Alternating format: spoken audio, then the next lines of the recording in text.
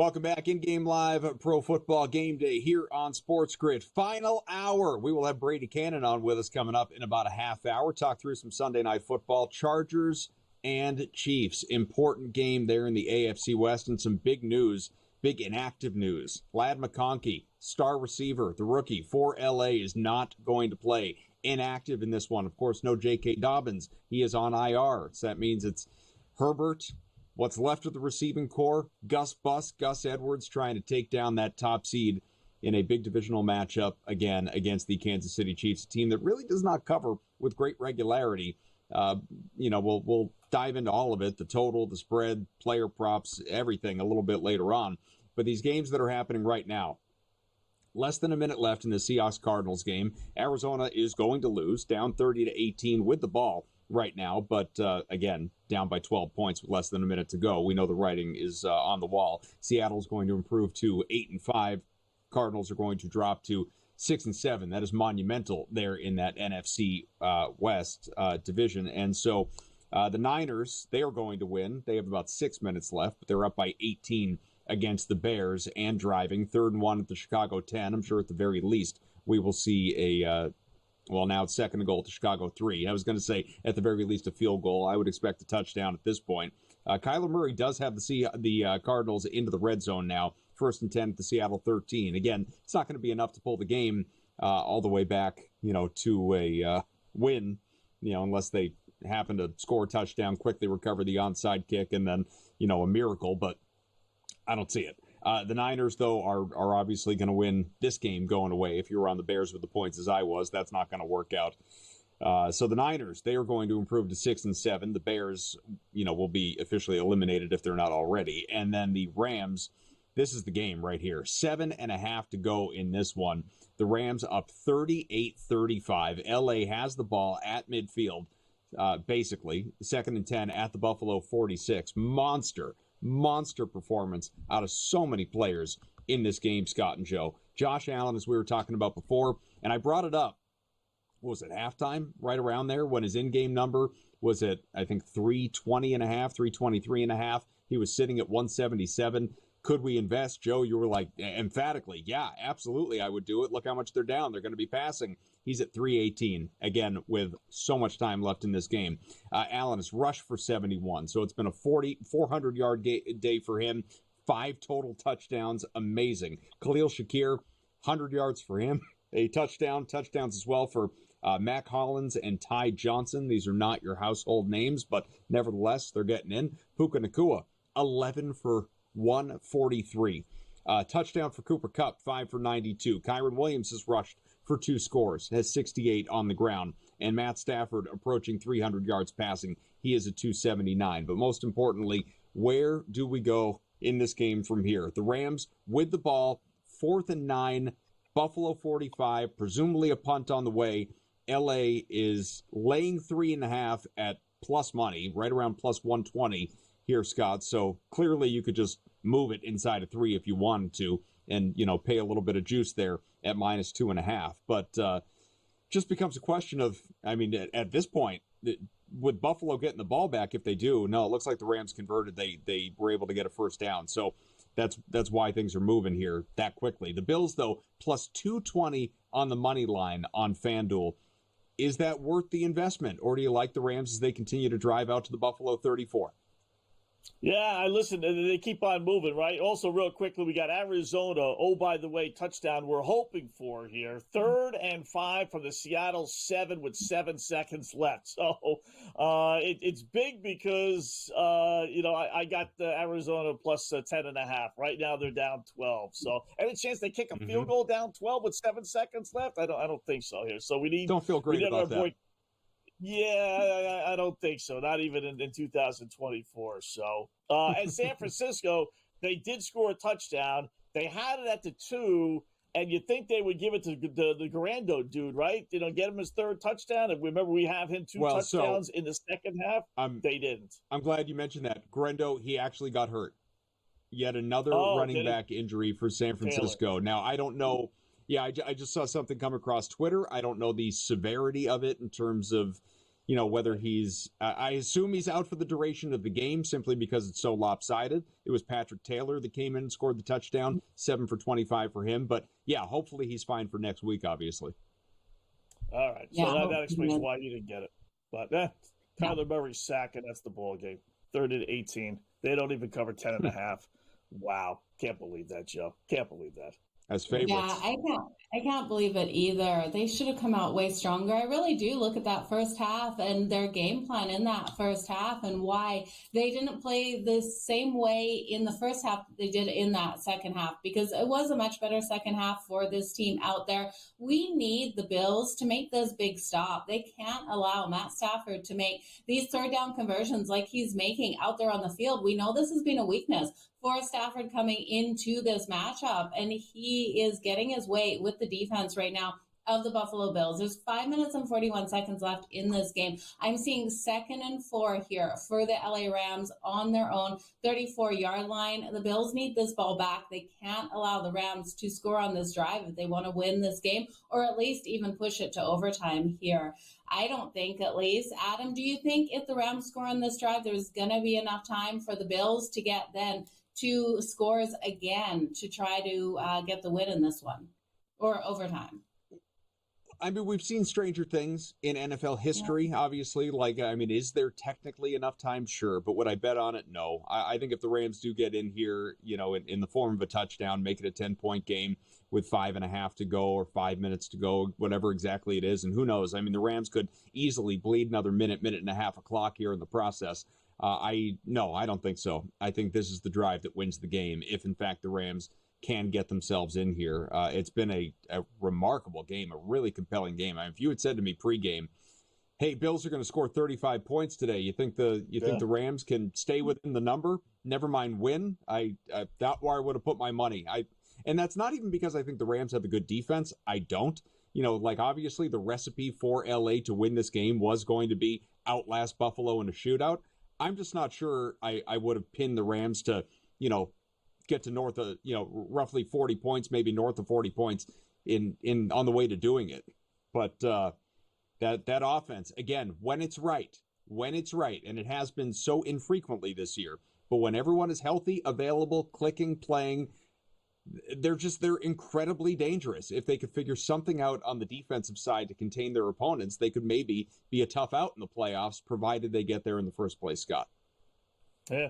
Since all Buffalo needs is just one stop, and not even a punt. And I was a little surprised. We actually have 3 punts in this game. I didn't think we had 1 or 2, let alone 3. But just hold them to a field goal. Right? That's what you're telling you. Just hold them to a field goal. Keep it a 6-point, one-possession game. Give us the ball with 3 minutes or change, whatever it would be left, and they have themselves a shot to win this football game. So big 3rd and 7. I think I said it from the beginning. I'm going to stick to my guns. I think somehow, some way, Buffalo walks out of this thing with a victory, and it's going to be one of the craziest games that we've seen this season. Right, 38 points out of the LA Rams might not get it done. That's at home, no less, in a game in which you had a 17-point lead early fourth quarter. Amazing. Right, 3rd and 17 now on Buffalo's 47-yard line. So, Adam? Wow. I just want to mention, too, on the way to break, Arizona lost, as Scott said, fell by 12, 30-18. Trey McBride, because we talked about this earlier, 0 catches, 0 yards at halftime. He finished the game as the leading receiver with 7 for 70 for Arizona. Maybe involved in the first half.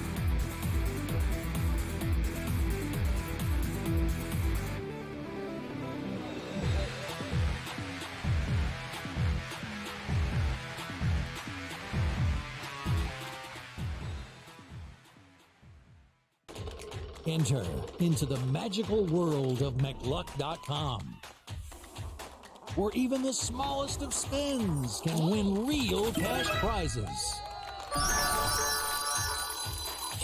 Adventure into over 1,000 of the best Vegas-style slot games. So what are you waiting for? Unlock your free welcome offer today.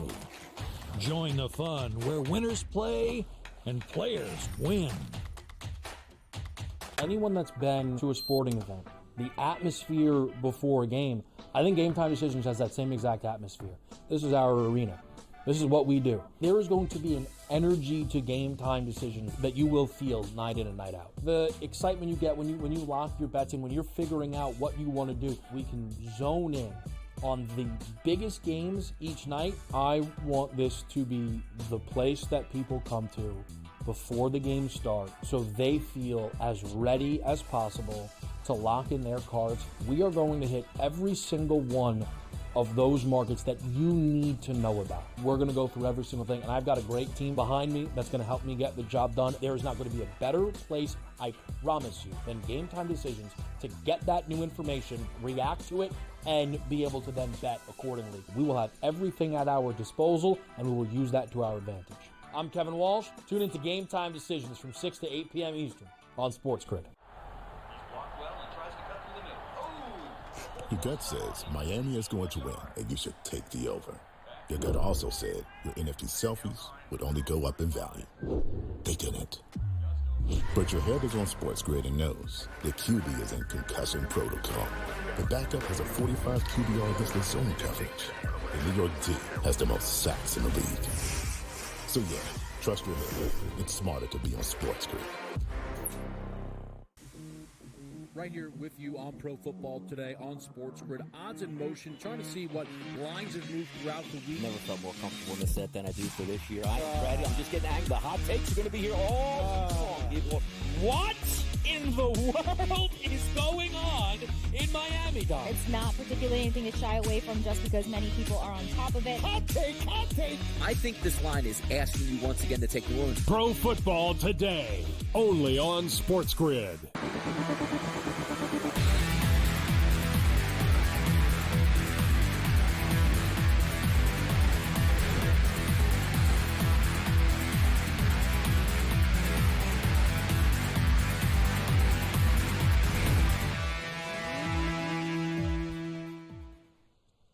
No quitting these Rams. Keep extending the drive. 3:10 to go, fourth quarter. 2nd and 10 at the Buffalo 24 now for LA, up by 3, 38-35. There's less than 2 minutes to go between the Niners and Bears, but as I said, that game effectively over. San Francisco, it's like the Niners of old. They're up by 25 points, and we just got a so how about this? I mean, this is waving the white flag, truly, out of the coaching staff there for Chicago. Allen is in at quarterback. Caleb Williams is out, and he was just intercepted by the Niners, it looks like. Or was it Allen? Pardon me. Was it Allen for the Niners? I'm sorry. Niners. Brandon Allen for the Niners. Yeah, Brandon Allen for the Niners, confusing my backup quarterbacks. He was intercepted, so Chicago gets the ball back with 2 minutes to go. Still down by 25, still over. Pretty much ignore everything I just said. It doesn't matter. The game that does matter is the Rams-Bills. And LA is now in the red zone. 3rd and 5, Buffalo 19, and right at the 2-minute warning with, again, a 3-point advantage for the Rams. Now, before it was juiced minus 3.5. Now, or plus money at minus 3.5. Now it's pretty heavily juiced at basically minus 150 on the Rams. The full expectation here, Scott, that LA is getting on the board in some form here. Is there any doubt in your mind as far as who wins this game? Do you believe the Bills can hold LA, either turn them over, force them into a mistake, or hold them to a field goal here, get the ball, and then see what kind of heroics we have out of Allen in the waning moments of this game? Yeah, listen, the Bills defense hasn't gotten it done for the most part all game, right? So why do it now?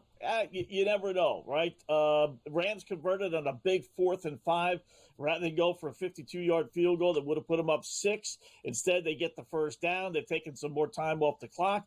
Bills do have 3 timeouts, so even if they convert this 3rd and 5, they still need one more first down in order to kill the clock. So chances are pretty good. They're either going to score a touchdown or a field goal. I still, listen, I'll take my chances. You want to give me Buffalo at 3-1 right now, hoping that they hold them to a field goal, and I have, a minute and a half, depending on what, if you could stop them here, then you'd have almost 2 full minutes with 2 timeouts. I'm sure they would call a timeout. They got 3 left. And then now you're holding on to a 3-1 ticket that I got a feeling if Buffalo gets the ball back, down less than a touchdown, you won't be getting 3-1. I bet that would fall to maybe 2-1, and then a couple of first downs, get them at midfield. All of a sudden, that would drop to plus 150. Something bad happened. All right, they got a first down because now Buffalo's 10-1. I would still do it because they still need one more first down to run out the clock. Yeah, I'm seeing everything locked on my side here. Now it's opening up. They're 50 to 1 right now. They Yeah, playing 8.5. Touchdown.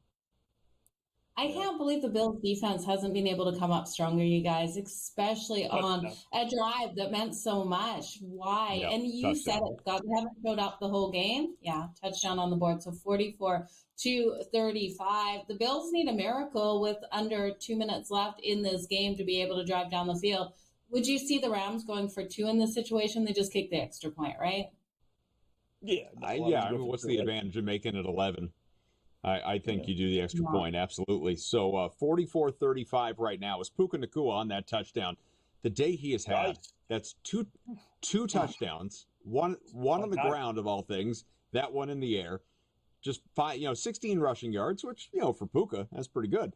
But 12 for 162 receiving, 12 for 162. Oh, by the way, Cooper Kupp went 5 for 92. Matt Stafford, basically all of his yards to those two guys. He is at 320. Passing in this game. Tutu Atwell, 3 for 45. Show him the respect he deserves. But this is it. I mean, this is just it's a fun team to watch when they play like this. Well, I was going to say, Adam, when I cut you off there, this is the Rams team that when you look at that division, you say, which team at this point poses the most danger? Give credit to Seattle. They played well, but I think they're limited. We saw Arizona's limited, and the 49ers with all their injuries are limited. It's the Rams. Their offense, right? It's because of their offense. It's because of Nacua and Kupp and everything, and Kyron Williams in the backfield. It's a darn good offense, and this is the Rams team that get them in the postseason, get them in a shootout with the Lions this year, get them, in a game against maybe Philadelphia, even outscore them. That makes them the dangerous team in that division. Yeah, it absolutely does. I completely agree with you. We've hit 79 points already in this game, you guys, and now Josh Allen has the ball with 1 minute and 54 seconds left. I'm seeing everything is locked up in this one. This is what I want to mention, by the way. They point. Right, they didn't go for 2, but they didn't get the point. That's all I was gonna. Yeah, that's all I was gonna mention. Cardi missed the extra point. Now I don't think it's gonna matter, but it is a 9-point game now. Yeah, what makes it big is it was 79.5. Remember, we were talking about that. We were saying you got it at 78.5, your 2 touchdowns. Okay, now go get it at 78.5, minus the 130, because the 2 touchdowns theoretically would get you in, and he misses the extra point. So, if you had the 79.5, you didn't cash it. Wow, that sucks, Joe. I mean, then welcome. Although you got to, by the way, you know what? The Bills with 2 minutes left and 2 timeouts, I think the chances are pretty darn good. That ticket is still live if you got it at 79.5, because I would be shocked if they didn't at least move the ball down the field and kick a field goal, because a field goal down 2 scores right now is still very much in play. Oh, I think we could even see Josh Allen rushing another one in with his legs in this game, because that's what we keep seeing out of him being able to do so. So a spread of 8.5. If I didn't have a dog in the game, I'd grab the Bills plus the 8.5, expecting Josh Allen to play Superman for the next minute and 46 seconds. But for them to get the touchdown and then get the onside kick, recover it, and win this game, well, if you believe in it, was just plus 3,000. It's a Christmas miracle, I think. It's plus 1,700, though. Just adjusted that spread 5.5, Adam.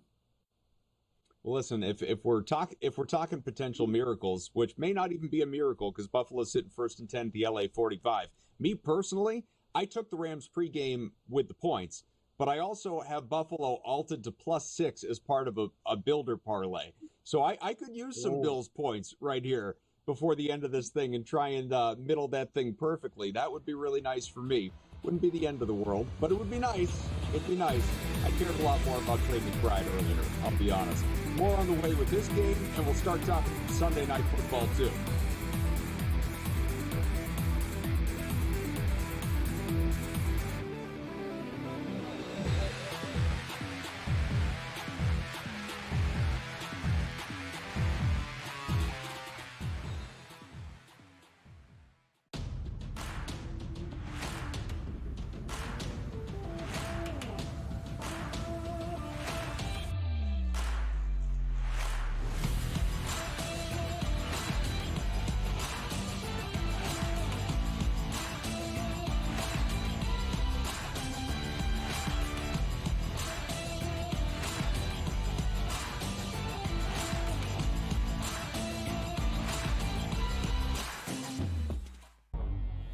two guys that can do it all. Too much electricity this morning. This is a good time. We're having a lot of fun. I had to do a triple take. Ka-ching!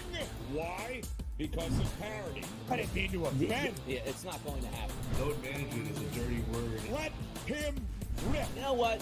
Circumstances provide the results. What? How do you do this once? Oh, Donnie, you got such a good show there. A network that is booming.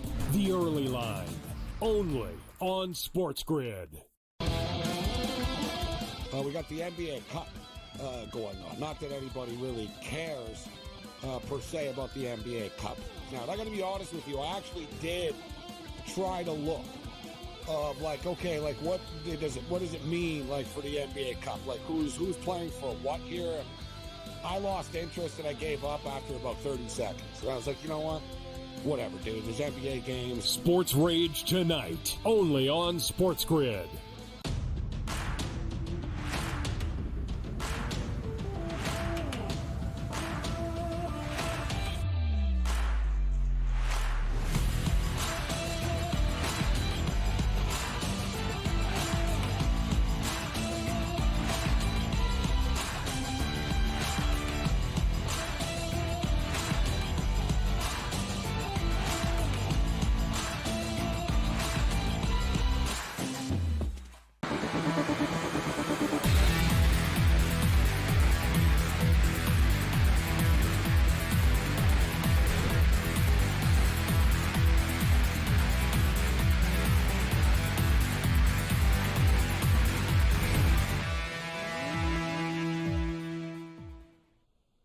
All right, we are back. In-game live Pro Football Game Day. There is one game remaining that is in progress. It has been an incredibly exciting one. It is all but over in terms of the winner, I would think, but depending on how you played this one, especially in-game, there are certain things you have an eye on, namely potentially a spread, or if you're looking for more points. Well, Buffalo trails by 9 with about 90 seconds left. Bills have the ball, 4th and 15 right at midfield, square on the logo, 50-yard line.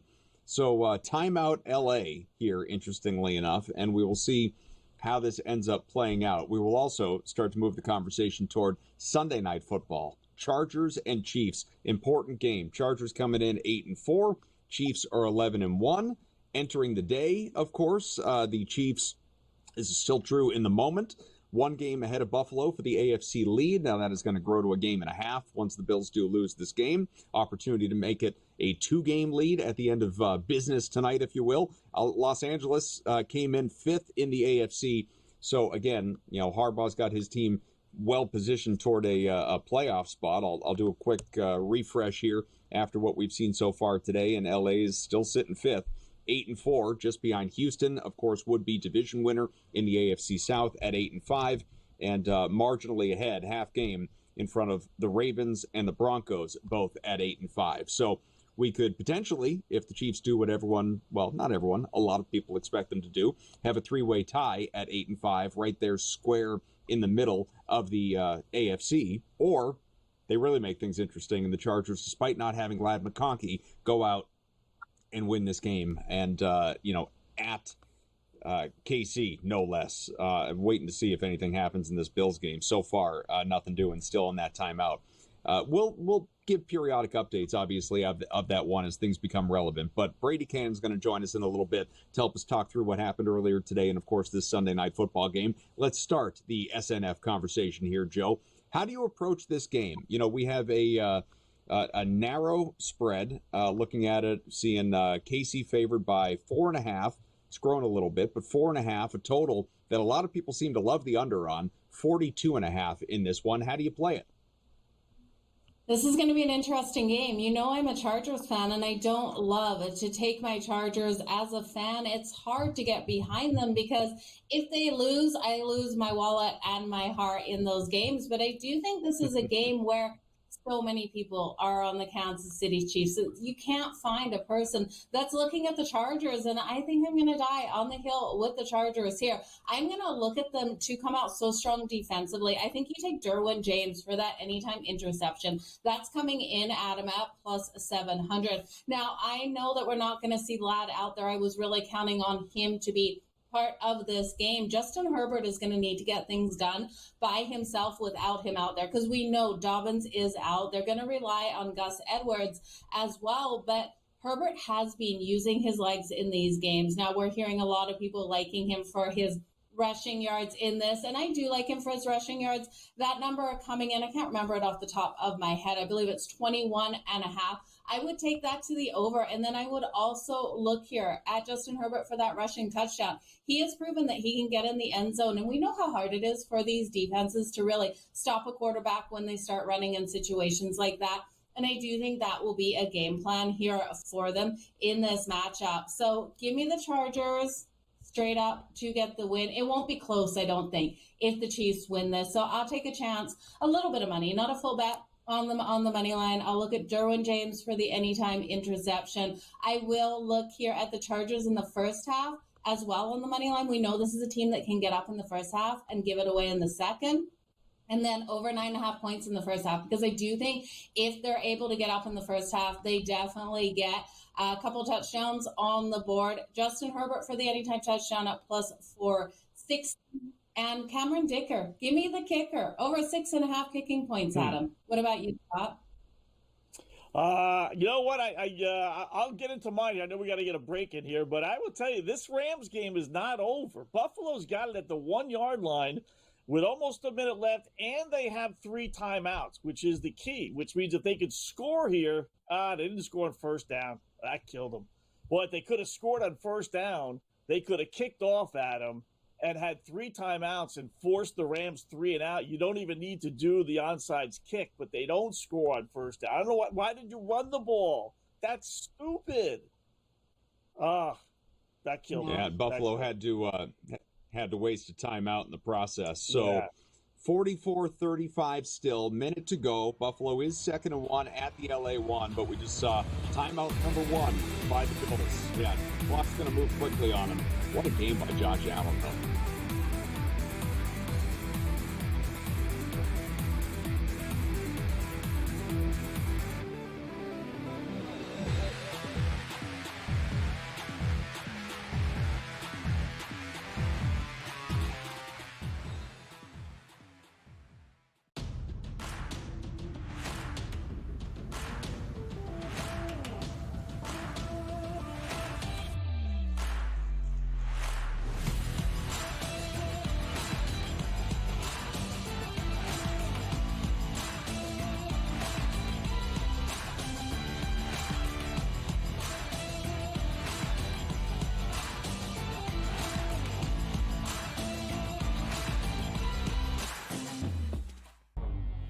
Two guys that can do it all. Too much electricity this morning. This is a good time. We're having a lot of fun. I had to do a triple take. Ka-ching! Why? Because of parity. I didn't mean to offend. Yeah, it's not going to happen. Load management is a dirty word. Let him rip. You know what? Circumstances provide the results. What? How do you do this once? Oh, Donnie, you got such a good show there. A network that is booming. The Early Line, only on SportsGrid. We got the NBA Cup going on. Not that anybody really cares per se about the NBA Cup. Now, I got to be honest with you. I actually did try to look of like, okay, like what does it mean like for the NBA Cup? Like who's playing for what here? And I lost interest and I gave up after about 30 seconds. And I was like, you know what? Whatever, dude. There's NBA games. Sports Rage tonight, only on SportsGrid.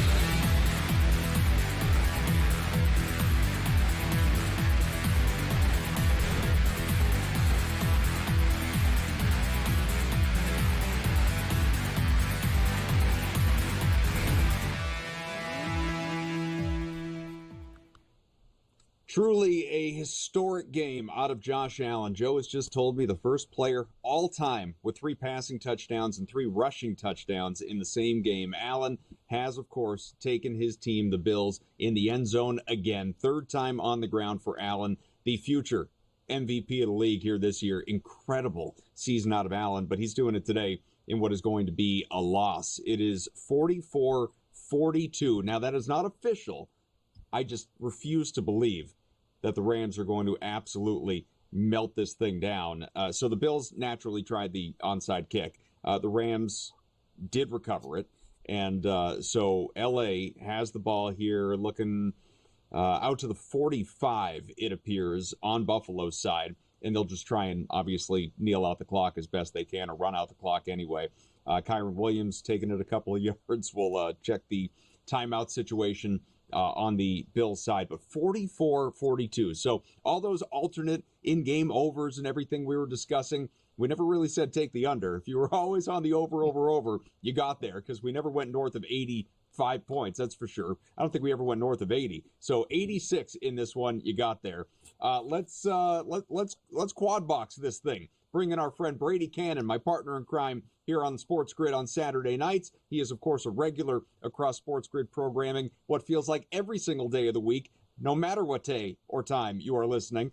Great to have you here, Brady. It has been an insane, this was an insane game, kind of like the one we spent so much time on last night between Oregon and Penn State, but an insane football day in general across the NFL. Yeah, this game in particular was really thrilling, and Joe brought it up, and you spelled it out there. What Josh Allen has done today has just been fantastic. I've been watching this game with my wife going, geez, can you believe this guy? He is just, like you said, Adam, he's really, I think, locked up that MVP award, and what a performance today. Unfortunately, in a losing effort, I have some future tickets on the Bills, and I really wanted to see them get that home field advantage throughout the playoffs. And it looks like they may not get there now with Kansas City only having 1 loss. Obviously, if Kansas City can lose again, the Bills own that tiebreaker, having beaten Kansas City earlier this season. So it's certainly not over yet, but a loss here hurt. And you and I talked about this on Saturday.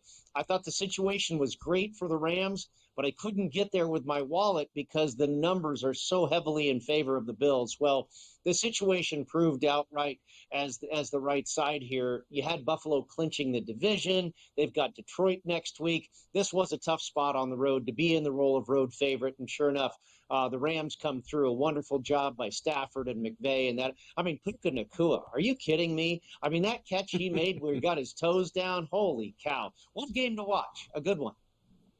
Yeah, but you know what, Jay, Brady, this is just a pet peeve of mine. You know, you and I work together. These head coaches are morons. They're just idiots. This is why Buffalo will never win a Super Bowl. This is why Sean McDermott should be fired. You cannot, I explained it to the guys before, you cannot run the ball when they had it 1st and goal to 2-yard line because of what happened. If you don't score, you have to use one of your timeouts. If you throw the ball and don't score, clock stops. You keep on throwing. And you have 3 timeouts on the other side of your onside kick. But because they ran the ball and didn't score, they had to use one of their timeouts. And because of that, they were unable to run out. The Rams were able to run out the clock. They got a 4th and 2 with 6 seconds left. But if you throw the ball, you got 3 timeouts. You stop the Rams 3 plays, you're going to get the ball back with about 40 seconds left, needing only a field goal to win it. You don't throw the ball there. That's stupid. But that's the Buffalo Bills. That's head coach, Brady. It just upsets me. I don't disagree with you. Yeah, and you know what? I would say that these two are a couple of the better coaches in the NFL. Yeah. Certainly Sean McVay, and I don't think McDermott's that bad either. He has shown an ability to mess up some clock management. We all remember the 13 seconds when you don't squib kick it against the Kansas City Chiefs a few years ago. That was not exactly a great decision there. But maybe he just decided to gamble. I wasn't watching the play. I was in here getting ready. But, you got Josh Allen at quarterback. They've been running the ball pretty well all day. Maybe he just said, hey, let's gamble. Let's go. We've had success on the ground. It didn't pay off. And you're right. It cost him a timeout, and that was a big deal. But we've talked about that, I believe, before, Scott, when you and I have done shows together. it's not like you're just doing the X's and O's and the stats and the situation and looking at the schedule and look ahead and this and that and the other. You got to handicap coaches nowadays, and that's hard. Yeah. I am seeing 1st and 10 for Buffalo here at their own 20, Brady. With 0 seconds left, nope, they weren't able to get a playoff there because we saw a flag. We saw a flag come out on the LA Rams, delay of game, and then the ball go back to Buffalo, but not even a second left on that clock, so not able to get it done. So this game wrapping up 44-42. What did you ride coming into this? Did you expect this much out of the Rams in this game, Brady? Like I say, I really thought it was a great situation for Los Angeles, who's been pretty impressive. They go on the road and win at New England. I know New England's not very good, but that was pretty impressive. The Rams, they have shown that they aren't a fantastic team, but they've also risen to the occasion in some really good spots like they did today. And then, a few weeks ago, they lose on Monday night to the Dolphins. So they've been a little bit fickle, but they've also put together some it was a good win on the road last week. The Saints looked pretty good in that game, and it was back and forth, and the Saints were very competitive. And then all of a sudden you look up and the Rams won that game by a touchdown. That was impressive on the road as well. And then, like I say, the situation, I think, favored them a lot, with Buffalo coming off of the celebratory win to clinch the division for, I believe, a 5th straight season. And then on deck, they've got the Detroit Lions in a possible preview of a Super Bowl matchup. So this was a flat little tweener spot in the schedule in my mind. So I'm not surprised that the Rams performed well here. I was surprised by what a game we got. That was probably the best game of the, going back to Thursday night. The Thursday night with the Packers and the Lions was great. This was another fantastic game. But I stayed away from it as far as a play, Joe, because the numbers, just looking at the stats, Buffalo is clearly the stronger team, but I felt the situation was strongly in favor of Los Angeles. All right, Brady, you're hanging out with us a couple of segments here. Let's at least start the conversation about Sunday Night Football, because we keep teasing it from one LA team to the other. This time the Chargers at Kansas City. Important game for both teams with respect to Kansas City trying to give itself a little bit of cushion, obviously, and a 2-game lead in the AFC on Buffalo after that Bills loss. Favored here in this one by 4.5, 5 points, depending on where you look. There is a rogue 5 out there I see on DraftKings. If you did want to jump in on Joe's side, the Chargers side, the total is sitting at 42.5, 42.5 to 43.5, depending on where you look there as well. So that's not universal, but what's the outlook? Most people obviously expect the Kansas City Chiefs to go out and win this game, especially with no Lad McConkey. He has been ruled inactive. J.K. Dobbins is on IR. He's unavailable. How do the Chargers find a way to keep this close? Because as we know, it's not exactly automatic when it comes to covering spreads for Kansas City.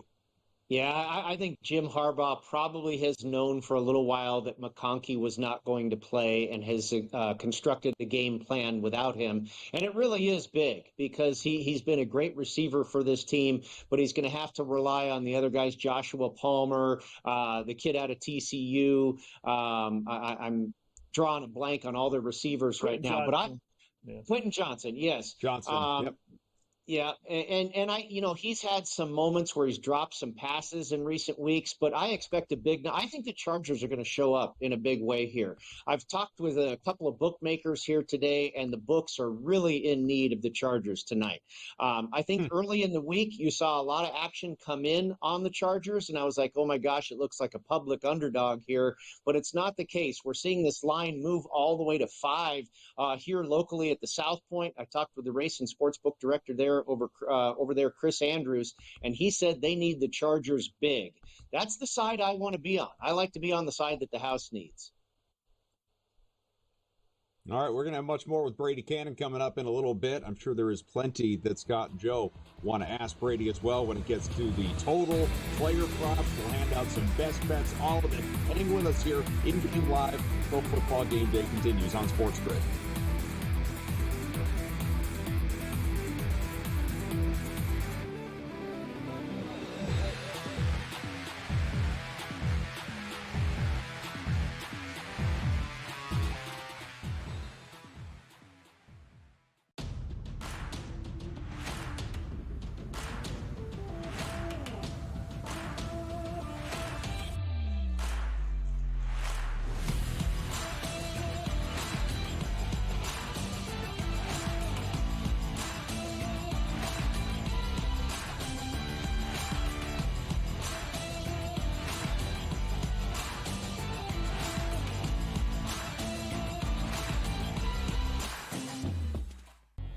two guys that can do it all. Too much electricity this morning. This is a good time. We're having a lot of fun. I had to do a triple take. Ka-ching!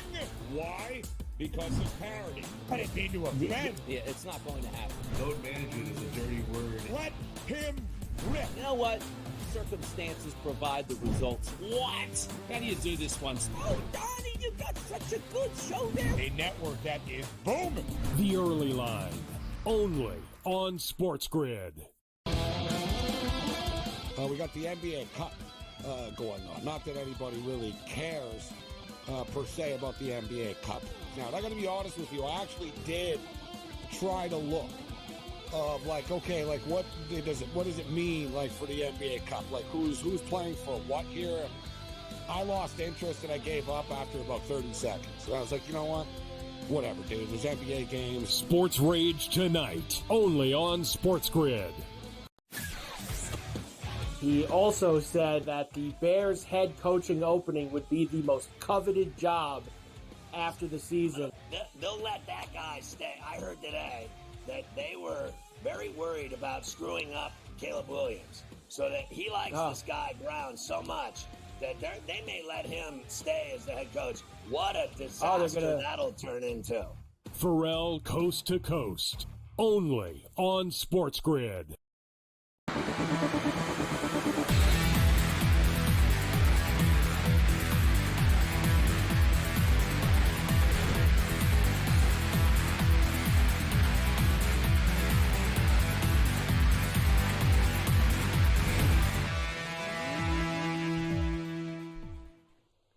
Back with Brady Cannon, as well as, of course, Scott Wetzel and Joe Madden. I am Adam Kaufman. It's in-game live pro football game day. There's the quad box. We're talking Sunday night football. The Chargers at the Chiefs. The Chiefs are the favorites. Brady, let's get your thoughts on the total. I mentioned before, 42.5, 43, 43.5. Depends where you do your shopping. Feels like a lot of the people that I talk to, at least, like the under. I know Scott here likes the under. How do you feel about it?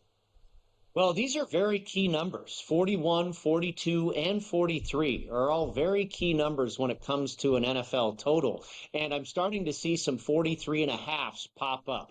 I would be very patient and see if you can find a 43.5 and play under that, because that's a really strong position. The hook on top of that 43 is a great spot to be in if you like the under. And I'm with Scott. I'm with the guys you're talking to, Adam. Yeah, and it looks like you could have an opportunity to really catch not only what I feel is the right side here, but a really good number on top of that in under 43.5. So that's the direction I'd be going. I didn't talk to my bookmaker friends about what side they need there, but, you know, we're seeing obviously the line jump. I mean, not that long ago, there's still some 42s out there. It's all the way to 43.5 in some spots. So I have to believe, as is typically the case, the public is running to the window, you know, get even or get even deeper. After everything is finished up, they're going to do some action on Sunday Night Football, and they're betting the favorite and the over. And, of course, we've seen this line go from 4 to 4.5, and now some 5s are popping up, and the same thing with the total. So I like the dog and the under. That's kind of like, you know, Sunday Night Football 101, but I really do like both of those sides this evening. All right, let's do a little player props here. We'll start with the Chargers, Brady. The best wide receiver is not there. Of course, the last time this occurred was less than 24 hours ago with Arizona State, and I'm all over the under because their best wide receiver by far, like McConkey, doesn't play, right? Meanwhile, 3 hours later, their quarterback throws for 200-plus yards and 3 touchdowns, and they put 45 points on the board. So is anything going to change without McConkey? Do we lean towards the running backs? Do we stay away from passing props with Justin Herbert? How are you playing the Charger props? No, I think you look to the other guys, the complementary guys there, like Quentin Johnson. The other name that was escaping me in the segment prior was Will Dissly, the tight end. This guy's really emerged as a great target for Justin Herbert. I think anytime touchdown on Will Dissly, it's around plus 250. I don't mind that play at all. Joshua Palmer, who I think is a very talented receiver, I would go over on his receiving yards, which is about 46.5, I believe. And I also like Herbert for an anytime touchdown at 5-1. We've seen Jim Harbaugh call his number when they're inside the 10-yard line. We know Herbert is a really good runner. He's a big guy. He can shake off a tackle or two. I like Herbert for an anytime touchdown, Disley for an anytime touchdown, Palmer over his receiving yards. I would be in on these guys. If McConkey out may lend more value into some of these other guys that, you don't pay attention to as much. The guys that are a little bit further under the radar, and oftentimes those are the best prop bets to make.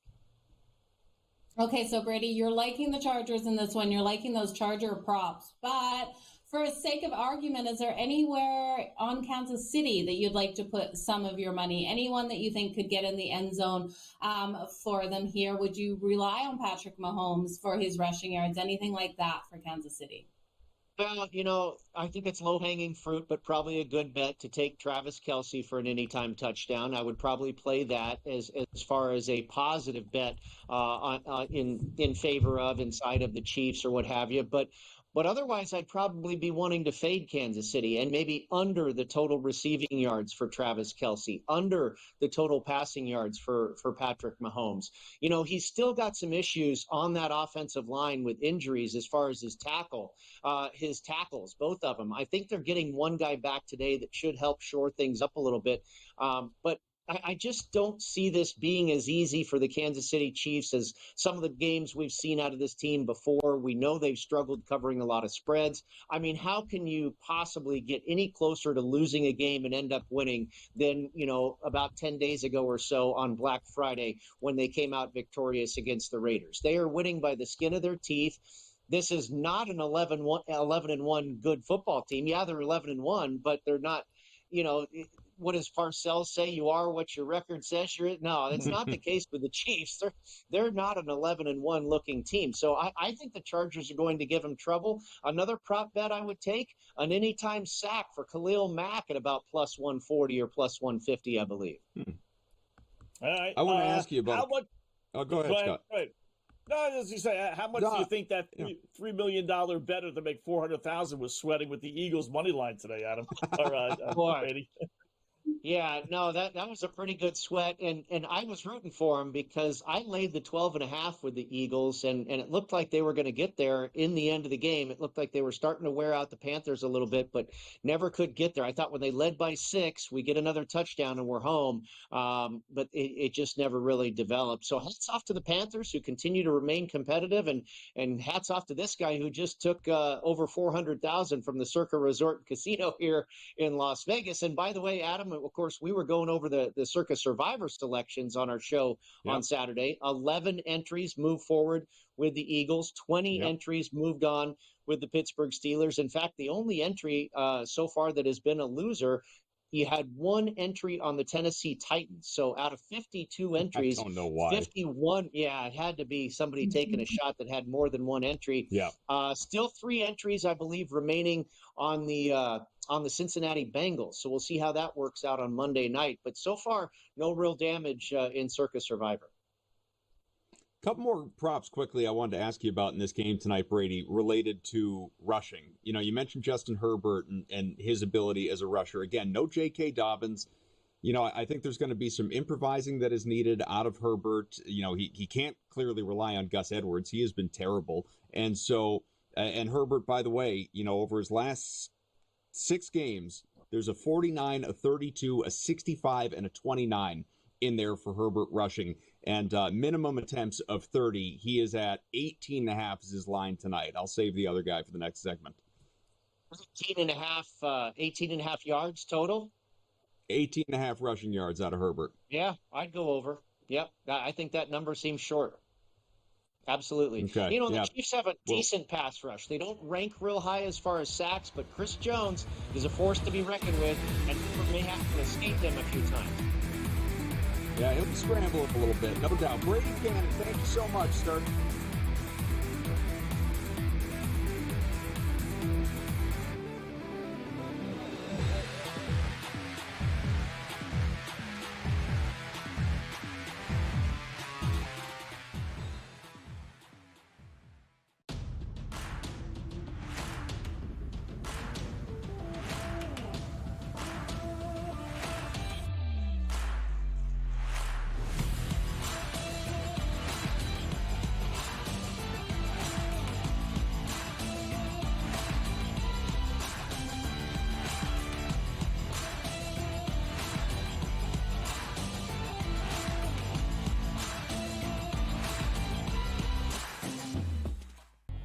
two guys that can do it all. Too much electricity this morning. This is a good time. We're having a lot of fun. I had to do a triple take. Ka-ching! Why? Because of parity. I didn't mean to offend. Yeah, it's not going to happen. Load management is a dirty word. Let him rip. You know what? Circumstances provide the results. What? How do you do this one? Oh, Donnie, you got such a good show there. A network that is booming. The Early Line, only on SportsGrid. We got the NBA Cup going on. Not that anybody really cares per se about the NBA Cup. Now, I got to be honest with you. I actually did try to look of okay, what does it mean for the NBA Cup? Who's playing for what here? I lost interest and I gave up after about 30 seconds. So I was like, you know what? Whatever, dude. There's NBA games. Sports Rage tonight, only on SportsGrid. He also said that the Bears head coaching opening would be the most coveted job after the season. They'll let that guy stay. I heard today that they were very worried about screwing up Caleb Williams. So that he likes this guy Brown so much that they may let him stay as the head coach. What a disaster that'll turn into. Pharrell Coast to Coast, only on SportsGrid.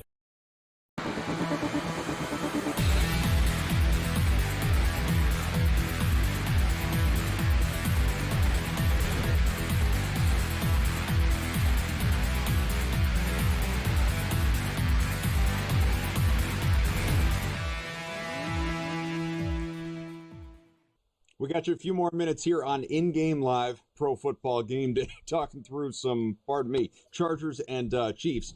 So the other prop that I was going to mention, Scott and Joe, we ran out of time with Brady, was Isaiah Pacheco rushing, and I may as well mix in Kareem Hunt into the conversation as well. I'm just trying to decide what to make of this. If you're of the belief Kansas City is going to win this game, doesn't mean a blowout or anything, but just ultimately win this game. And, late in the game, second half, whatever, there's some clock killing mode, then obviously you're looking at the rushing. These teams, when they matched up, and it feels like an eternity ago, Pacheco wasn't even available, but the Chiefs ran the ball very well. 26 carries for 101 yards. It was Kareem Hunt mainly, who went 14 for 69 in that game. Again, Pacheco, that was when he was dealing with his absence. We've only seen him back now for one game where he went 7 for 44 in that contest against the Raiders last time out. And Hunt in that game also had 7 carries, went 7 for 15.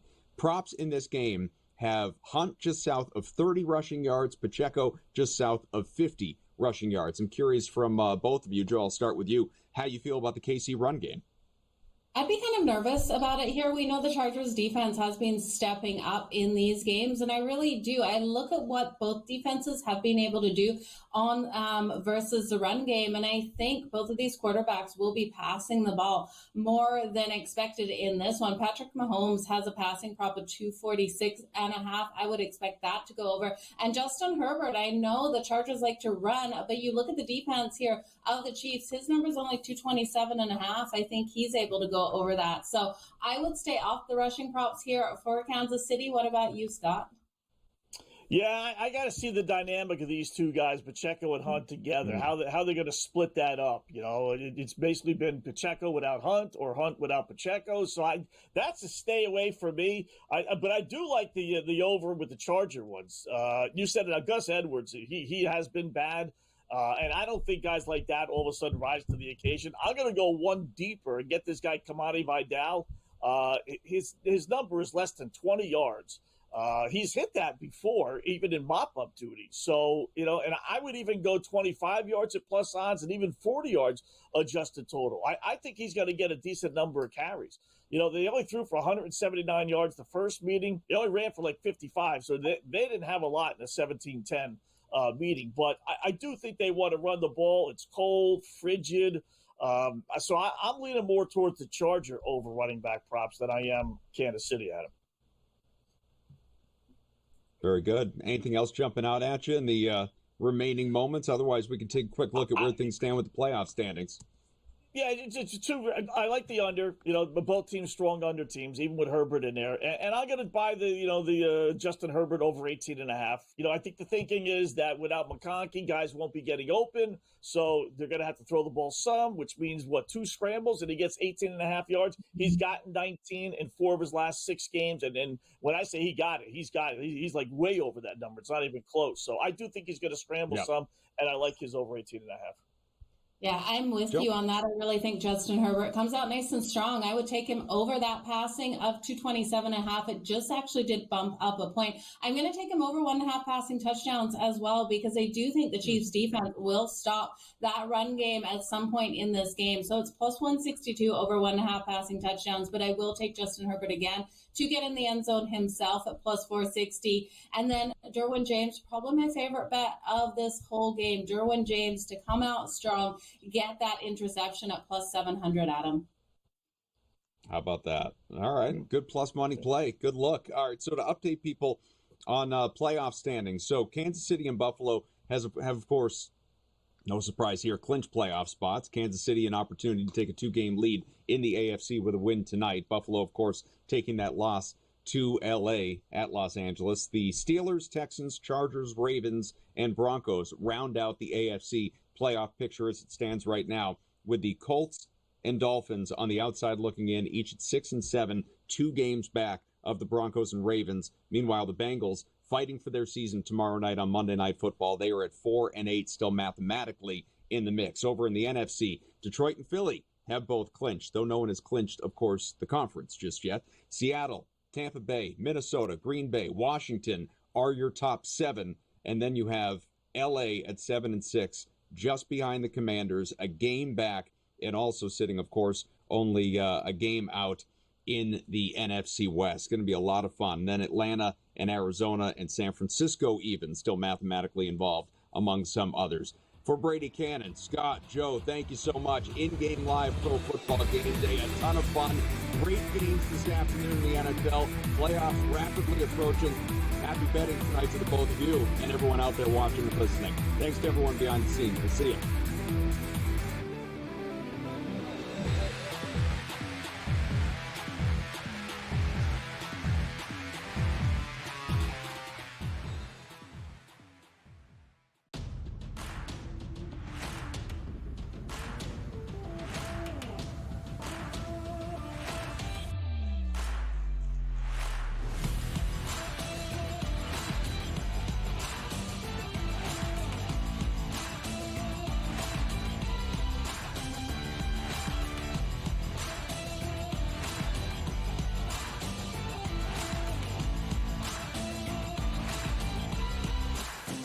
Possible to lock in their cards. We are going to hit every single one of those markets that you need to know about. We're going to go through every single thing, and I've got a great team behind me that's going to help me get the job done. There is not going to be a better place, I promise you, than Game Time Decisions to get that new information, react to it, and be able to then bet accordingly. We will have everything at our disposal, and we will use that to our advantage.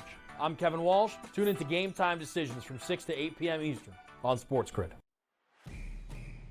It's a new era in CFB to start off this year, put on full display. My take on this game is simple. I know some people will be upset about it. Good riddance to the Pac-12. Can you do it in terms of the week to week to week?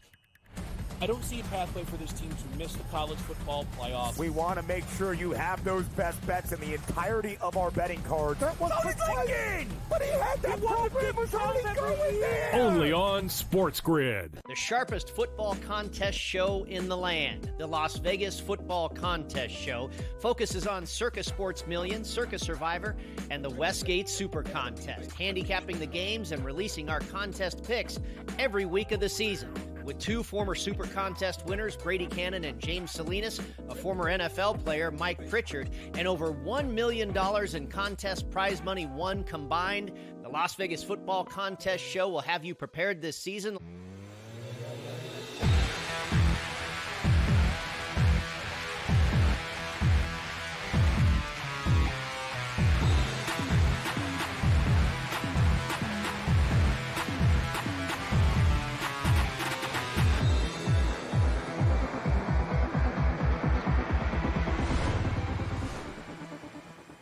Let's roll. In-game live game day has begun. I am Gabriel Morency.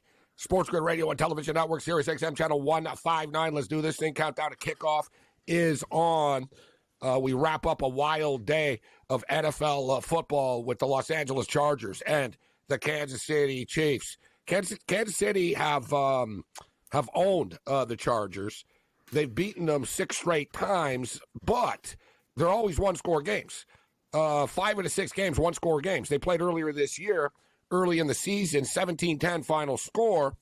Last year, 13-12. There was a 31-17 game last year, but 30-27, 27-24, 34-28, 30-24. These two teams generally do play very close games, and I would venture that the Chargers are a better football team now than they were on September 29th. So the point spread's up to 4.5 right now, so you can get a nice 5. I got a 5 at minus 112, not a bad price. You can get a 5 right now as far as the total is concerned. We're sitting at an even 43. Let's bring in the Supercharger fan. Jeff Feinberg, Bats leadoff tonight. We figured, you know what, we're going to get right to the chase tonight. We got the Steamroller representing the KC train a little bit later on the program. Scott Steen will join us. We got Dave Delano. We got Sean Higgs. We got George Kurtz. So we've got all the regular cast of characters, but a bonus guest tonight, Jeff Feinberg. Good to see you, Jeff. Thanks for joining us tonight. Yeah, Gabe, happy to join you here for a few minutes before the Chiefs and Chargers. You say it's 6 in a row. I actually think it's much larger than that because the only time the Chargers have beaten the Chiefs in like 5 or 6 years, Gabe, is a meaningless week 17 or last week of the season when the Chiefs were resting a few years ago. So Mahomes 2021, Jeff. September. Yeah, you have to go back to pretty crazy. 2021 is the last time the Chargers beat them outright. Yeah, I guess that might have been Brandon Staley's first game against the Chiefs. We were optimistic then. But yeah, I think the Chargers are in tough tonight, unfortunately. I don't know how they're going to move the ball without Ladd McConkey. I think it kind of sets up well for the Chiefs to win the game because the Chiefs are so good at winning the one-score games, Gabe. And with the construct of the injuries with Dobbins and McConkey out on the Chargers offense, I don't know if the Chargers would get up by more than 1 score at any point in the game. Like, that seems very, very difficult. Denzel Perryman is out, who's their best, tackling linebacker, with Pacheco coming in. I got some concerns, but hopefully, Jim Harbaugh, we've got Michigan men way, Gabe, so hopefully it's a tough. Yeah, find a way. Yeah. Well, I was going to say, This would be quite, if Harbaugh's able to figure this out. And, the Chargers already kind of lack depth at the wide receiver position, right? I think you would agree that's the one thing they're going to have to address and attack. And McConkey's been great. Johnson's all right. But you're right. Now, they're going to be offensively challenged tonight. But I still think they can find a way. I still think they're going to be able to find a way to move the ball. It's going to be up to the defense. But what about from the Chief perspective, Jeff? They just don't cover point spreads generally. 19-17, this 2-point game, 3-point game, 2-point game. These guys play close games on a weekly basis. In fact, 9 games, 1-score games they've won. Yeah, it's wild. It's actually wild. So you almost think that the roulette wheel is going to come up black because what needs to get the Chiefs to cover a spread is probably a game versus the Chargers. The Chargers did battle them tough earlier in the year, Gabe, and it was a game in which Justin Herbert was playing on 1 foot. I almost thought the Chargers should have rested him that game, and I was annoyed that the Chargers even showed them their, Jesse Minter first looks that night. What I am, I'm pretty relaxed right now, and that is because win or lose, the Chargers' playoff probability really won't fluctuate much. Even with a loss, they'll still be right there, 8-5 with a bunch of other teams. The Colts and Dolphins would really need to pull off something miraculous, and the Chargers would really have to collapse down the stretch. So I looked at some of those guys that do the math, and even if the Chargers lose, their playoff probability doesn't really fluctuate tonight. So hopefully it's, before Mahomes takes my soul, it'll be a relaxing feeling. When it's all, it's too early to start worrying about seeding right now and where they end up and who they're going to play. But as it is now, they would end up with the Houston Texans, which I think that's a matchup that you would take, right? do you want to go to Pittsburgh? Right? And even Buffalo with the loss today, it'll be interesting to see. They play Detroit next week, so Buffalo's no lock to even be the 2 seed right now. And it's disappointing, Jeff, because I was hoping, listen, the Bills aren't going to win every week, and I'm almost glad that it finally happened to get it out of the way. You know what I mean? Like, when they're really going to run the table from all the way to the Super Bowl. It's like, all right, we lost. We have one more tough game. We got Detroit next week, and then we get the Patriots and the Jets, and we're going to stay on the East Coast for the rest of the year. So I'm not, same thing. I'm not like, oh, my God, I can't believe they lost the game tonight. But I'm a little disappointed just because I was hoping to try to track down the Chiefs and pull for the Chargers to give the Chiefs another straight-up loss tonight. Well, maybe the the Bills can, keep at least it all square for the week. I mean, the Chargers can hopefully do you that solid. I lost bets on other games today, Gabe, responsibly, of course. But that game, I mean, So what are you doing with the game? Don't tell me you're not betting on the Chargers today. Don't tell me you're not betting on them? No, I am. I'm just saying that point spread must have scared the shit out of it. That Bill spread just seems so strange all week off that emotional win, getting out of the cold into that nice LA weather. It's too bad they couldn't make a couple stops, but I wouldn't be too concerned about the Bills. I know you're a fan, so you're paranoid always. But as for the Chargers game, I mean, I'll take the points. I hope they'll stay in the fight. I'd be tempted maybe to tease it with the under. I don't think it'll get too out of hand. As for first touchdown, I locked in Will Dissly at 19-1 when I heard McConkey was out. I don't mind that. Him and Herbert, up until last week, have had quite a rapport lately. And I think Herbert, like 24-25-1, Gabe, might be worth a shot on the first touchdown market. So those are the two guys that I'm looking at. Obviously, I'm pretty biased. And I've been joking on my own content for a while. I keep rolling it over. Herbert not to throw a pick. I laid 25 cents. I think it's like 30 or 25 cents. He throws very few like interceptable passes, and that's just like me. I just ride or die with my guy. He hasn't thrown a pick since week 2, so I just keep rolling that one over. I'll jump in with you on that. I didn't have that part of my portfolio yet. Good point as far as the teaser is concerned here. And I teased it to the over because I think 36 is manageable enough, right? We can get to 37. A 2017 game gets us there, but I'd be hard pressed to see this game getting to 50, as you stated. So if you're getting, it's up to 4.5 right now. You're getting 11.5. First touchdown score, Jeff. I like your style. You're attacking this. You're going for the big numbers, and you say Herbert worth a look here, because I'm keeping it simple. If you've noticed in these primetime games, bro, and I'm on for every primetime game this year, you're right. It's running backs. All it's like, I swear, dude, like 85, 90% of the time, it's a running back that scores the first touchdown. But we've had a few quarterbacks, mix it up a little bit. I know. And if there's one thing, as you stated, it's almost up to Herbert tonight to find a way, isn't it? Like he's going to have to, he's going to have to find a way to score himself almost. And hyper concerning, Gabe, is since Dobbins has been out, the Chargers couldn't run the ball in Atlanta last week. So Gus Edwards just isn't the same. And I think if they're at the goal line, they'll push with Herbert or something. So I don't know. I'm banking on Herbert, and he's running in from the 3 or 4 a few times. Enjoy the game, Jeff. Thanks for joining us.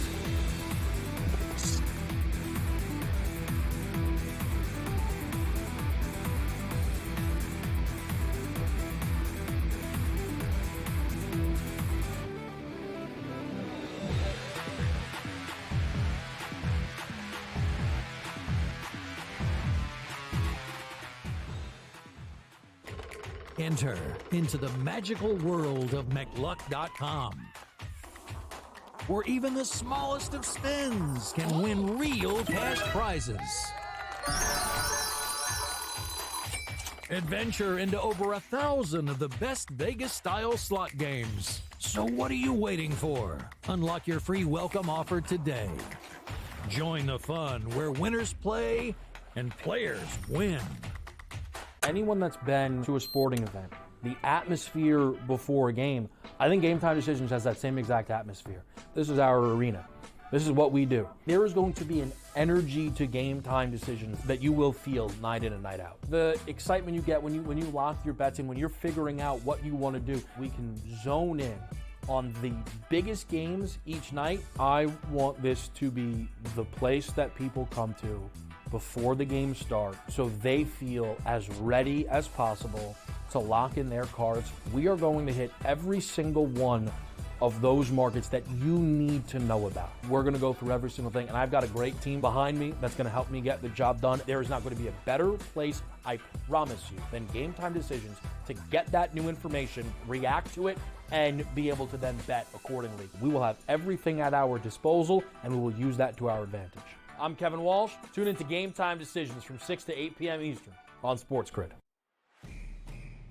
It's a new era in CFB to start off this year, put on full display. My take on this game is simple. I know some people will be upset about it. Good riddance to the Pac-12. Can you do it in terms of the week to week to week?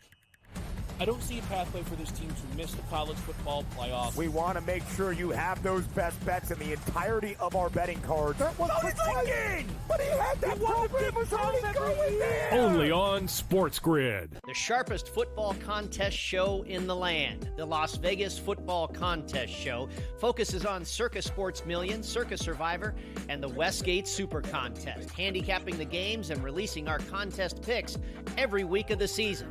With two former Super Contest winners, Brady Cannon and James Salinas, a former NFL player, Mike Pritchard, and over $1 million in contest prize money won combined, the Las Vegas Football Contest Show will have you prepared this.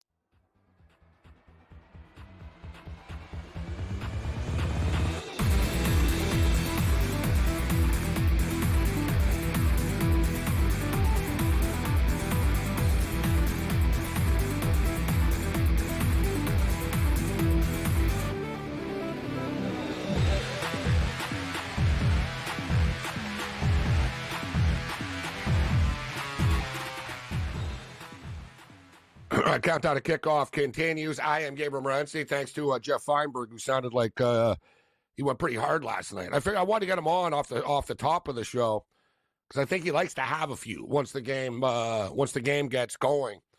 But thanks to Feinberg for joining us. And listen, he calls it like it is. Like honestly, he really is like the biggest Charger fan out there, and so he's very concerned about this game. And not having McConkey is big. I mean, he's basically the only one that's ever open all the time, even though he's a rookie for Justin Herbert. With Dobbins out, suddenly Edwards kind of looks old. But with all that being stated, Kansas City don't blow teams out. Like I don't care who they're playing. It's just they're not built to pull away. They do have Pacheco back tonight, so we're going to go Pacheco first touchdown tonight. We're going to keep it simple. I like Feinberg's style going for the, swinging for the fences here with Will Dissly, and he's got the with Herbert. But we're going to go with Pacheco to score the first touchdown of the game. And pretty good numbers tonight, actually. Like, all things considering, the touchdown market is pretty, there's value on it. You know what I mean? Like, a lot of time, first touchdown score plus 300, plus 350 or whatnot with these running backs. But the market starts at 550 tonight. So Pacheco's plus 550, Kareem Hunt is plus 650, Kelsey is 8-1, Gus Edwards is plus 850. So I'm going to play the running backs. It's worked for us on this show throughout the entire year, obviously. These primetime games, the running backs have killed it, scoring the first touchdown. But, his thoughts on I don't think the Herbert one is crazy. Justin Herbert is 25-1 to score the first touchdown of the game, but Justin Herbert plus 450 anytime touchdown, I think those are pretty good odds, too. But I already put it in. I played Pacheco, and I played Edwards for the first touchdown. We kept it simple. Anytime touchdown score, we'll play Pacheco to score a touchdown. I like the Travis Kelsey number at plus 150. Gus Edwards is plus 160 to get into the end zone. And Quentin Johnston, plus 210. Now, let's get into the reception props here because – who's he going to throw the ball to? He's going to have to throw it. I think Disley's going to catch a lot of balls. And I don't know if Johnson's going to catch a lot, but he's sort of the go-to guy here right now, right? So let's get some we played the long field goal over, 46.5. Even though there's no Butker, we still played it to the over here tonight. I am on the Chargers myself. I teased it to the over 36, but Feinberg's got me thinking right now about the under. And maybe I'll try to middle this thing. I don't do it often, but we could play we already teased it to the over, so I could jump in. I don't think we're getting to 51 in this game. Right? The Chargers have a really good defense. The Chiefs have a really good defense. Yeah, Harbaugh plays it very close to the vest, although Harbaugh has loosened up a little bit. We've seen him go for it, and they throw the ball more, but they don't have McConkey tonight. But I'm not just gonna throw all my bets out because McConkey's out and say, oh no, I can't take the Chargers now suddenly. But I do think Disley. Let's get into the receptions here. All right, receiving yards. Let's go with not receiving yards. Passing touchdowns. Here we go. All right, so Jeff brought it up. Herbert has not thrown an interception since week 2. All of his passes, they're very controlled. He is very, he's very cautious, right? It's crazy you have Herbert as well because they used to just play in these track meets, but Harbaugh's really he's really reined it in. And Harbaugh just tries to coach by the minute type of deal, right? He doesn't care. He's not trying to put up a bunch of points. He's basically win each play and let's try to win the quarter. And as long as he'll win the game 10-9 if he can, and he'll be happy about it. But I don't think it's going to be that low scoring. Okay, so let's see here. Josh Palmer's 3.5. Gus Edwards 1.5. Tucker Fisk 1.5. Josh Palmer 3.5. Rager. So I like where he was going with the. I like where he was going with the Herbert. Though the Herbert touchdown at plus 450 could be worth a shot here. This is a tough game. Tonight, but I'm on the Chargers. I took them plus 5. It was 4.5. We got the half point, and I think it'll be a 3-point game. 4-point game, 2-point game. The Chiefs don't pull away from anybody.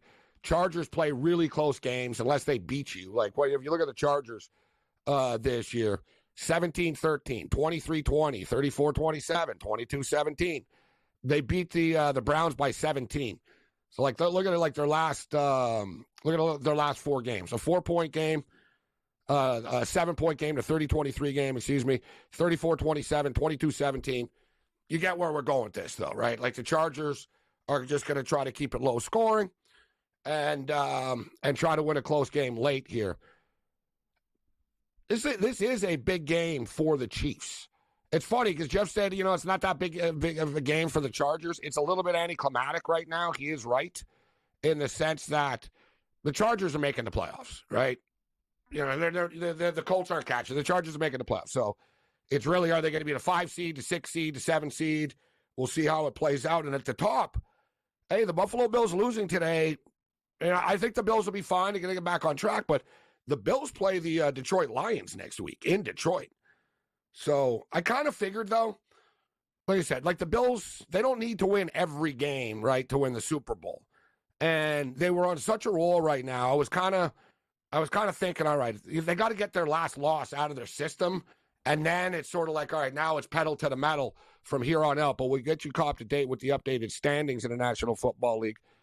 All right, I'm going to go with the middle job here. We teased it to the over already, 36. Now we're going to tease this thing to the under 50 with the Chargers. So I got the Chargers plus 11.5 and under 50. I was thinking about getting a head start on tomorrow's game, too. The Monday night or tomorrow night will be with you at 8 o'clock on SiriusXM Channel 159 and YouTube, SportsGrid On Demand. Tomorrow night should be a track meet. We see the Bengals. The Bengals can score 1 million points. They can't stop anybody. And the Cowboys, the Bengals probably cover, but I'm not laying points with the Bengals. But where I'm looking at the over this game. So I was thinking, all right, we could tease it and sort of get a head start, but nah, let's just try to middle this game tonight. Let's roll. Kickoff coming up.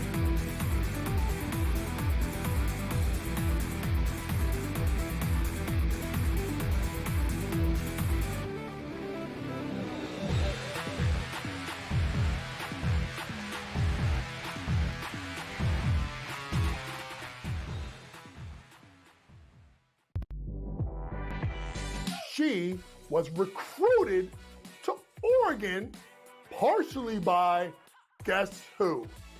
Mark Campbell and Xavi Lopez. They know what they're doing. And I'm going to say this right now, folks. I'm going to say this right now. Mark Campbell is one of the 5 to 10 best coaches in women's college basketball right now. Betting above the rim. Only on SportsGrid. We got the NBA Cup going on. Not that anybody really cares per se about the NBA Cup. Now, I got to be honest with you. I actually did try to look of like, okay, like what does it mean like for the NBA Cup? Like who's playing for what here? And I lost interest and I gave up after about 30 seconds. So I was like, you know what? Whatever, dude. There's NBA games. Sports Rage tonight, only on SportsGrid. He also said that the Bears head coaching opening would be the most coveted job after the season. They'll let that guy stay. I heard today that they were very worried about screwing up Caleb Williams, so that he likes this guy Brown so much that they may let him stay as the head coach. What a disaster that'll turn into. Pharrell Coast to Coast, only on SportsGrid.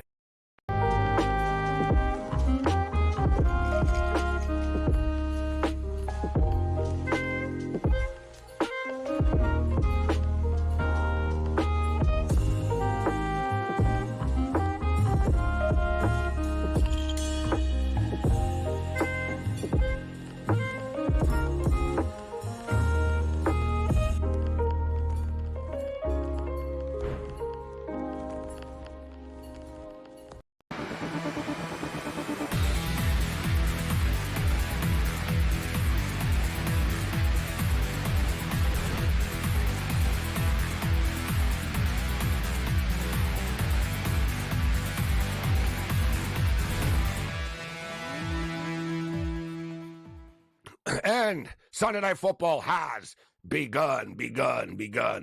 So this is one of these games where, like, unless you're a Kansas City Chief fan, like, I think everybody's just pulling for the Chargers, unless it affects your team in the playoffs or whatnot. But the Chiefs are, you know, it's funny. I remember when the Chiefs, like, when Mahomes came into the league and stuff, and I remember they got screwed over by the refs against the Patriots. And at that time, it was like anybody but the Patriots. Right, it's funny, like you see these, you know, teams, these dynasty like championship type teams. You don't not like them early because they're not dynasties yet. They haven't upset you yet. You know what I'm saying? Like the Golden State Warriors are a good example. Like the Warriors when they started winning their first couple of championships, I didn't mind. I mean, I was like, it's cool. Like I got no problem. I like Curry and like you know what I mean. But then you know when they started winning all the time, it got annoying. Like and you're like, man, I'm sick of these dudes. And then suddenly, you know, I didn't like Curry as much anymore. I didn't like Thompson as much anymore. I thought they were annoying, right? It's the same thing with the Chiefs. Like, I remember thinking, man, I hope Mahomes can beat Brady. And now it's like, God, Mahomes is annoying. Can somebody knock them off? But that's the cycle of sports. The thing with the Chiefs is I want to write them off. Like, you know what I mean? Like, it's funny to say this about a team that's actually, you know, 11-1 that, you know, that they're kind of not respected, the Chiefs, to be honest. Like, you know, if you talk to anybody, how many people tell you, I think the Kansas City Chiefs are going to win the Super Bowl? Right? Not many. People are like, oh, the Chiefs aren't good. They're lucky. The ref saves them all the time. They and it's true. They win these, like, in crazy ways. Teams just do really stupid things all the time, it seems. It's almost like a Charlie Brown, right? The ball gets, you know, Lucy moves the ball. The carpet gets pulled out from underneath them. And it's rinse and repeat with the Chiefs. But we've seen this before with the Chiefs. Like, think back to past years when the Chiefs have won the Super Bowl. It's the same thing. They didn't look very good in the regular season. They were winning games, but they've never, you know. And it doesn't matter. Once you get into the playoffs, they're not going to be an easy team to deal with. And they still could probably get home field advantage here. Buffalo, you know, that was a big, you know, it's not the end of the world for the Bills. They lost in the big picture, but it's going to be tough now to get the 1 seed. Right, unless the Chiefs just go into a free fall. So if the Chargers can beat them tonight, maybe they got a puncher's chance. But the thing is, the Pittsburgh Steelers are lingering. As it is now, the Buffalo Bills and the Steelers have the same record, but the Bills have the tiebreaker over them based on strength of victory. I don't know. the NFL rules are, we get into some strange stuff here. Strength of victory. Okay. What's the Miami Hurricanes? Oh, no, they're not in this thing. They're also not in the college football playoff. We'll get to that. We'll get to the updated odds and all that. I'm surprised, guys, by that. I am surprised. I did not believe that SMU was going to get in. I think it was because it was such a wild game, and, you know, they sort of even said, depends on what happens in the game, how it plays out. But I'm somewhat surprised they just didn't put Bama in over SMU and or even Miami. I know it sounds crazy to say that, too, that I'm thinking Miami, and Miami didn't get as far in the same conference as SMU did, but I guess that's the deal. You make it to the conference championship game, and you're automatically in the playoffs. It kills the drama. Right, like the SEC conference championship game was boring. You know, it was boring, slow football, and it really didn't matter. You know what I mean? It's sort of okay. You know, all right, Georgia gets the bye, so I'm not gonna say it doesn't completely matter, but I'm not a fan of this new college football playoff. I got to be honest with you. And it's not like, oh my God, this is so awesome. Look at the bracket that we got now. It's like whatever. You know what I mean? Like it's a flawed format, but for the record, they're only going to do this for they're only doing this format for 2 years. Like they literally like 2 years. Like the contract is for 2 years for this 12 teams. This year and next year. And basically like the TV deal is coming up here. So they're going to readjust in 2 years. My guess is it'll be 16. Right? They can't go right to 24. That'll be too excessive, but eventually, you know, that's where we're going to end up. Right? So for the record, the Chiefs are moving the ball down the field, but they're dropping passes here. A couple of drops by the Chiefs early in this game. For me personally, what I would do with the college football playoff, listen, there's no going back. We're not going to have like 2 teams or 4 teams, etc. Like we're not going back to the voting process. So we're only going forward. But what I would do, you know how like they have like, you know, the Rose Bowl is a quarterfinal game and you know, so they have like the bowl games are like the playoff games. I would make the lower tier bowl games the playoff games. Right? Like in the playoffs. So you just have all these bowl games that are playoff games leading all the way up to the top one.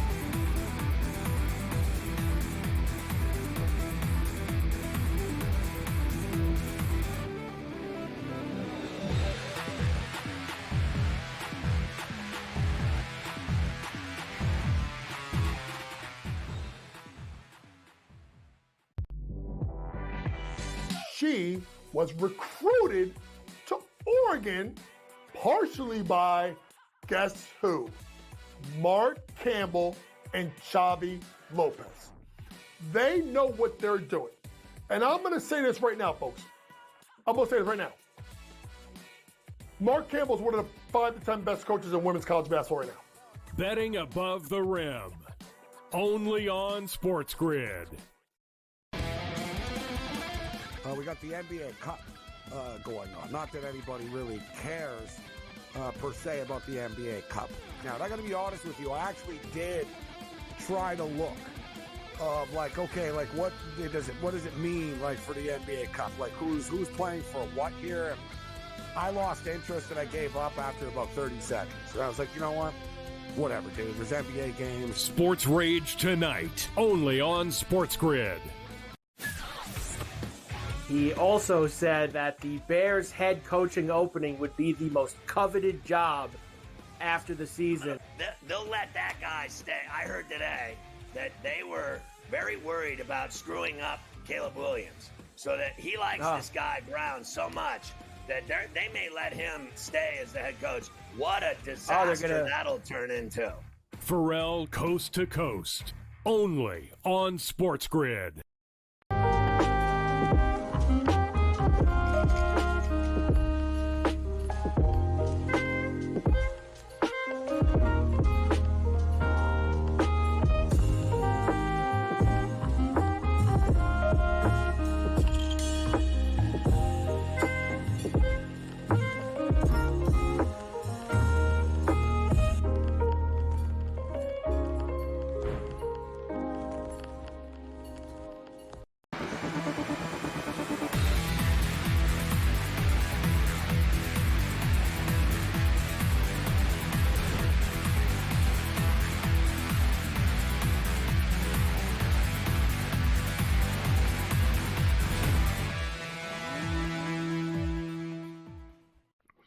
long field goal cashes. Put it on the board. I like winning on the first drive. It's always nice to win an early bet like that. We had a pretty good weekend this weekend. We crushed the college last night, the Ducks and the in-game overs and all that. We had a lot of fun last night with the college football. NFL has been give and take today, right? You know, we win, we lose. I went a little bit too big on the Buffalo Bills, and I am a Bills fan, and I thought it was going to be a tough game, but I ended up, like I said, I ended up with a couple of more plays on the Bills. I kind of doubled and triple clicked. One of them was like I didn't realize I already did it, and I had like a double teaser with the Arizona Cardinals. If I would have to say who ruined my Sunday the most today, I bet on the Falcons. That was just a bad pick, right? So, you know what I mean? I'm not like mad about it. I made a mistake. I picked the wrong, you know what I mean? It was a bad pick. The Arizona game sort of like bothers me though. Like I was expecting from the Cardinals. The Cardinals season starting to slip away after, they were 6-4. Now they're 6-7. They're in a free fall right now. Seattle's going to win that division, as crazy as it is. Let's bring in our boy Dave Delano right now. Get Sports Strong. Always good, Dave. Thanks for joining us tonight. How you doing? I'm doing good. You know, I had a few people ruined my Sunday as well, but I guess I shouldn't say it's ruined. I'm here. Yeah. I'm glad to be here. You know, but you know what I mean? Like some games you lose and you get sort of like, man, that was a bad pick. I don't know what I was thinking. Like we had a guest on earlier and he told me he was all rattled. And I said, what's wrong? He goes, I don't know why I bet on the Bears today. And he goes, I just feel like such a stupid idiot. Like, you know what I mean? He was really like beating himself up over it. I said, hey, don't feel bad. I took the Falcons. But so I sort of like, all right, it's a throwaway. But the Arizona game, sort of bothered me. The offense just is too inconsistent. They need more skill position players. It's a thing with Arizona. It seems, Dave, that they do this often. They hit a wall late in the season. I was sort of expecting better from them today. But who was the team that upset you the most today?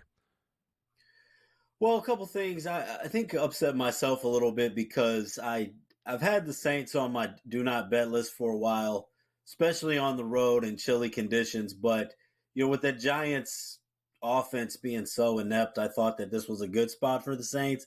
I took them at 4.5, thought that it was a decent number. And that weird 2-point conversion that they converted, that the Giants converted on, so I dropped that one. And then also, I shouldn't even say it, the Browns, not because they I didn't take the Browns to cover, but I had over 43.5 points in that one. And we had 2 missed field goals. Browns kicker had a best season of his career last year. And now he's having the worst season. They had 2 very makeable field goals in that game.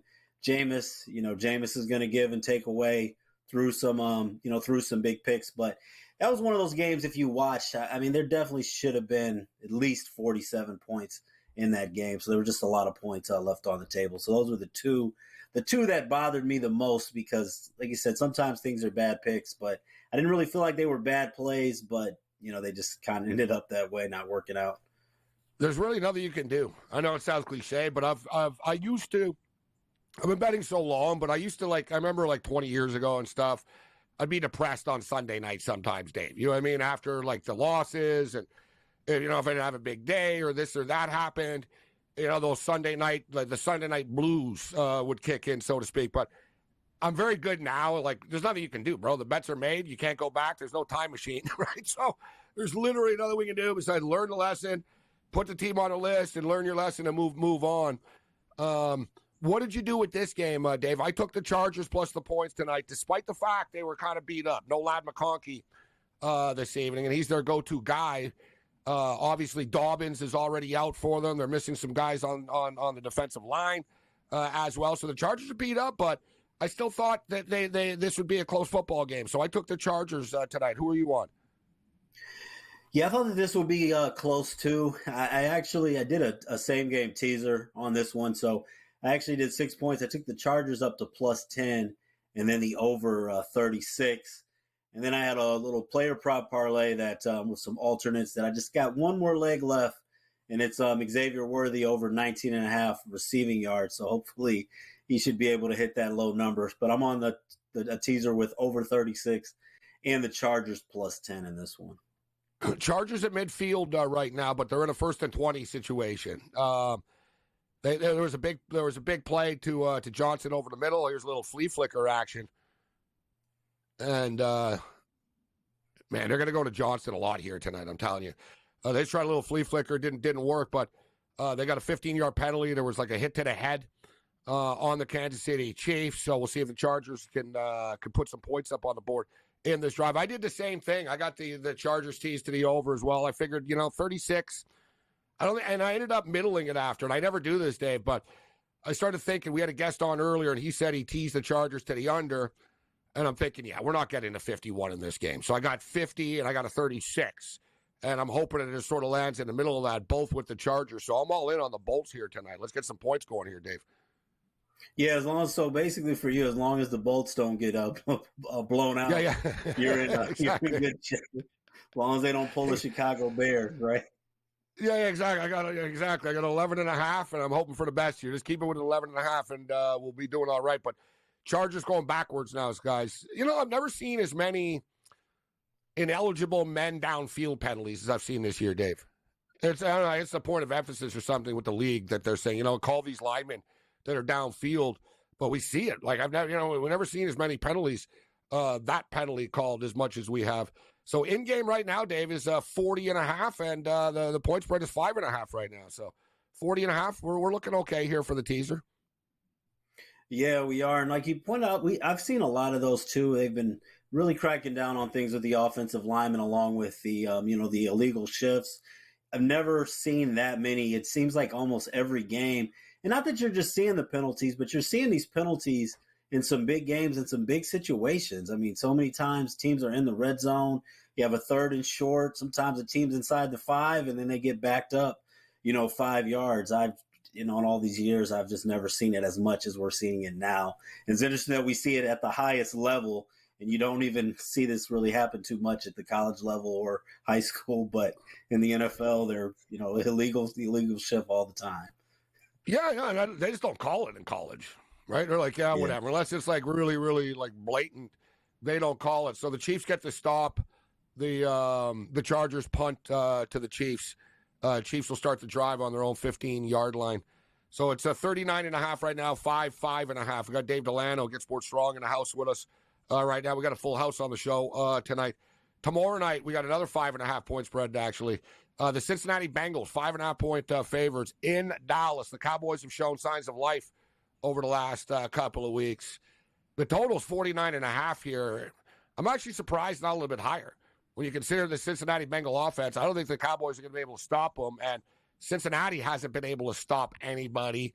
To me, that's what jumps off the screen at me for this game. More so than a side is the total here, Dave, 49.5. What are your thoughts on Monday Night Football?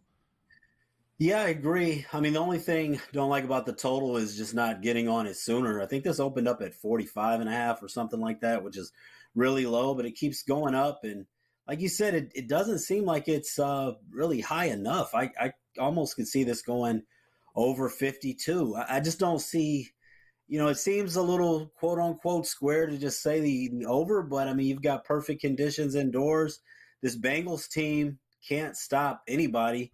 Dallas is showing some signs of life, but how do you expect the Cowboys to slow down the Bengals? I mean, the Bengals have been that team that has been having a lot of college scoring type games. I mean, they've had games, getting the 60s and 70s. So the only way I really could go is the over.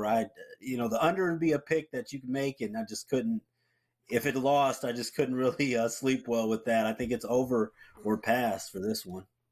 To put in context, guys, only the Carolina Panthers give up more points than the Cincinnati Bengals. The Panthers gave up 30 points a game, 30.5 points a game. Cincinnati gave up 28.3. Meanwhile, Dallas are the 29th worst scoring defense in the NFL.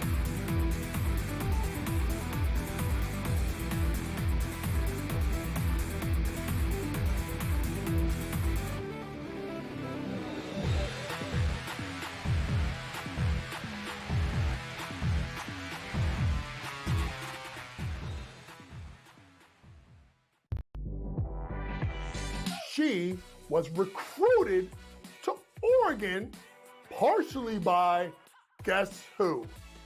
Mark Campbell and Xavi Lopez. They know what they're doing. And I'm going to say this right now, folks. I'm going to say this right now. Mark Campbell is one of the 5 to 10 best coaches in women's college basketball right now. Betting above the rim. Only on SportsGrid. We got the NBA Cup going on. Not that anybody really cares per se about the NBA Cup. Now, I got to be honest with you. I actually did try to look like, okay, like what does it mean like for the NBA Cup? Like who's playing for what here? I lost interest and I gave up after about 30 seconds. And I was like, you know what? Whatever, dude. There's NBA games. Sports Rage tonight, only on SportsGrid. He also said that the Bears head coaching opening would be the most coveted job after the season. They'll let that guy stay. I heard today that they were very worried about screwing up Caleb Williams, so that he likes this guy Brown so much that they may let him stay as the head coach. What a disaster that'll turn into. Pharrell Coast to Coast, only on SportsGrid.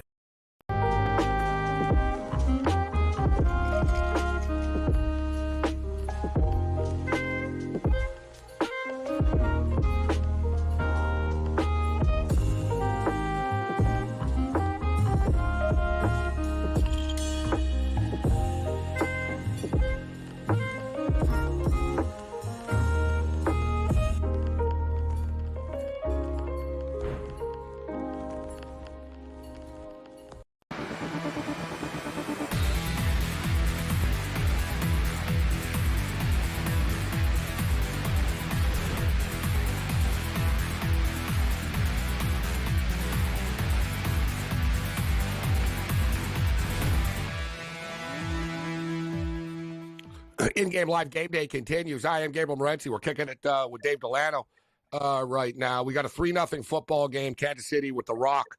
They kicked a field goal on their first drive. The Chargers punted on their first. So this is only the third possession of the game. 5 minutes left in the first quarter of play. We're kicking it with Dave Delano. We was talking about the Monday Nighter. And, yeah, we both agree. I mean, 49.5. You know, the Cowboys have been, you know, they've been better. And they haven't quit on the season. That's the one thing we'll say about the Cowboys. But I can sort of see the Bengals. The Bengals have had horrible luck. They lose close games all the time. And I don't know if the Cowboys will be able to keep up and trade points with them. Right? Like, you know, because we know, Dave, that Cincinnati are going to score in this game. Right? Like, and that's what I'm talking about this total. I mean, I picture Cincinnati getting into the 30s. Like, I point blank. I'm expecting Cincinnati to get into the 30s tomorrow.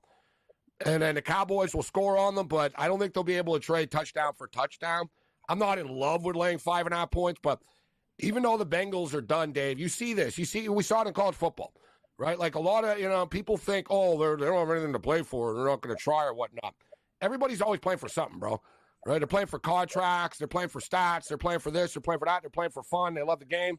So I could just sort of, you know, once teams are kind of know they're done, Dave, they can kind of just go out there and sling it and have fun. I can kind of see that happening with the Bengals tomorrow. Yeah, I'm not sure exactly what the mathematical odds are for the Bengals, but one thing that I think is interesting, though, whenever they show the playoff picture, if you've noticed, they still always put the Bengals up as in the hunt, even though they're 4-8.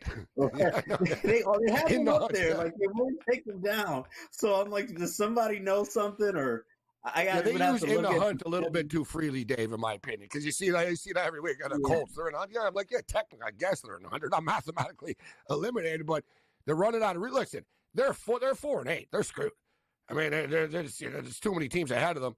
The Broncos are at 8 wins, so they're literally 4 games behind the playoffs, the Bengals, but they're not mathematically eliminated yet. And similar situation with the Dallas Cowboys. Right, Cowboys are 5-7 actually, so it's not a complete train wreck. But you need 8 wins as well right now to get that last playoff spot. So with San Francisco winning today, they are now 6-7. So the Niners needed this. That, you know, Seattle are at 8 wins though, guys. So Seattle are 8-5. The Rams are 7-6 now. Big win against the Buffalo Bills today in a wild football game. Arizona now 6-7. And San Francisco 6-7. And Thursday Night Football, Dave, we got an NFC West matchup. The LA Rams at the San Francisco 49ers. The 49ers are 2-point favorites. The total's 48.5. What are your early thoughts on that one? Yeah, that's going to be interesting. That's one I'm going to have to dive into a little bit more. I think that from my early thoughts would probably be, even though it's a divisional game, would probably be on the over, especially what we've been seeing from these, what we saw from those offenses today. And, it's really tempting. I mean, the side is really tough. It's almost a toss up with that. I'm surprised it's not 3. It's almost telling, isn't it? Like the odds makers are almost tempting you. Like they're trying to tempt people to bet on San Francisco. They're like, hey, it's only 2 points, not even 3. Yeah, if it goes to 3, if it does go to 3, I would be tempted to take the Rams. They're at +3. We'll see if it goes in that direction. I mean, this was a very impressive win. You don't want to overreact from week to week, but this is a very impressive win for the Rams today with what they did, lighting up the Bills, even though they gave up a lot of points. But it was the Buffalo Bills, the 49ers, big win today, but the Chicago Bears not too impressive of a team, and the Bears have been terrible, horrendous on the road this season. So much more if you're just looking at this Sunday. The 49ers, they've been a wounded team. They did get the win today, but I'm not so sure that they turned the corner. So early lean, I would say Rams in the over, but I definitely would like that 3 more than the 2.5. I agree. My early impression is the Rams as well. Speaking of the Buffalo Bills and the Rams, so they played that track meet today. The Buffalo Bills now go to Detroit. They play the Detroit Lions. It's a 4:25 game, guys. It's a Sunday afternoon game. The Lions are 2.5-point favorites, Dave, in the game, and the total is 53.5. And I know that's a high total by NFL standards, but I'd be really surprised. Like we just saw what happened with the Bills today. Listen, dude, you put the Bills in a dome and on a fast track. And Josh Allen, this Bills offense, even though they're a cold weather football team, they're actually kind of like they're more of a finesse offense in a way. Like basically, like they're really good in domes, bro. Like and in good weather.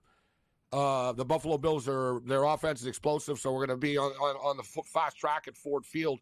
Total 53.5 against the Lions. I kind of like the fact, like looking ahead, the Bills lost today, but if they would have won against the Rams, it would have been a tough spot here just to keep this thing going. I thought the Bills sort of had one loss left in them. I think they just got it out of their system. Big time football game, but I'm looking at the Bills here in a bounce back spot, Dave. And the Lions are beat up, too, on defense. Yeah, that one's tricky. I would early lean, I'd probably say, with the Lions. I mean, the Lions have been beat up now. It seems like the last, 4 or 5 weeks, we say how beat up the Lions are. And they find a way every week. Yeah, they keep on winning anyways. And they've got to keep winning. I mean, I think that for the Lions, you've kind of been waiting for that letdown week, but I think that is really important for Detroit with just one team in each conference getting the bye. I think it's really important for them to get that home field advantage over the Eagles.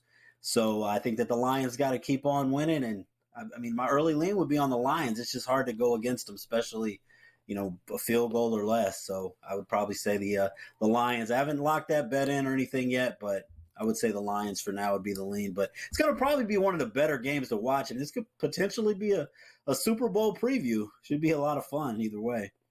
I'll tell you what, there's quite a few good games this week, Dave. Like big-time games, fun matchups, important games, etc. The Rams and 49ers on Thursday is a quality matchup. But how about this? So we got the Buffalo Bills and the Detroit Lions at 4:25. Also, this is insane. At the same time that they would have these two games, the Pittsburgh Steelers and the Philadelphia Eagles. Another big, massive game. Steelers and Eagles. Steelers are getting 4.5 points. In Philadelphia, the Sunday nighter next week, guys. The Green Bay Packers at Seattle. All right, one more segment with Dave on the other side. Let's roll.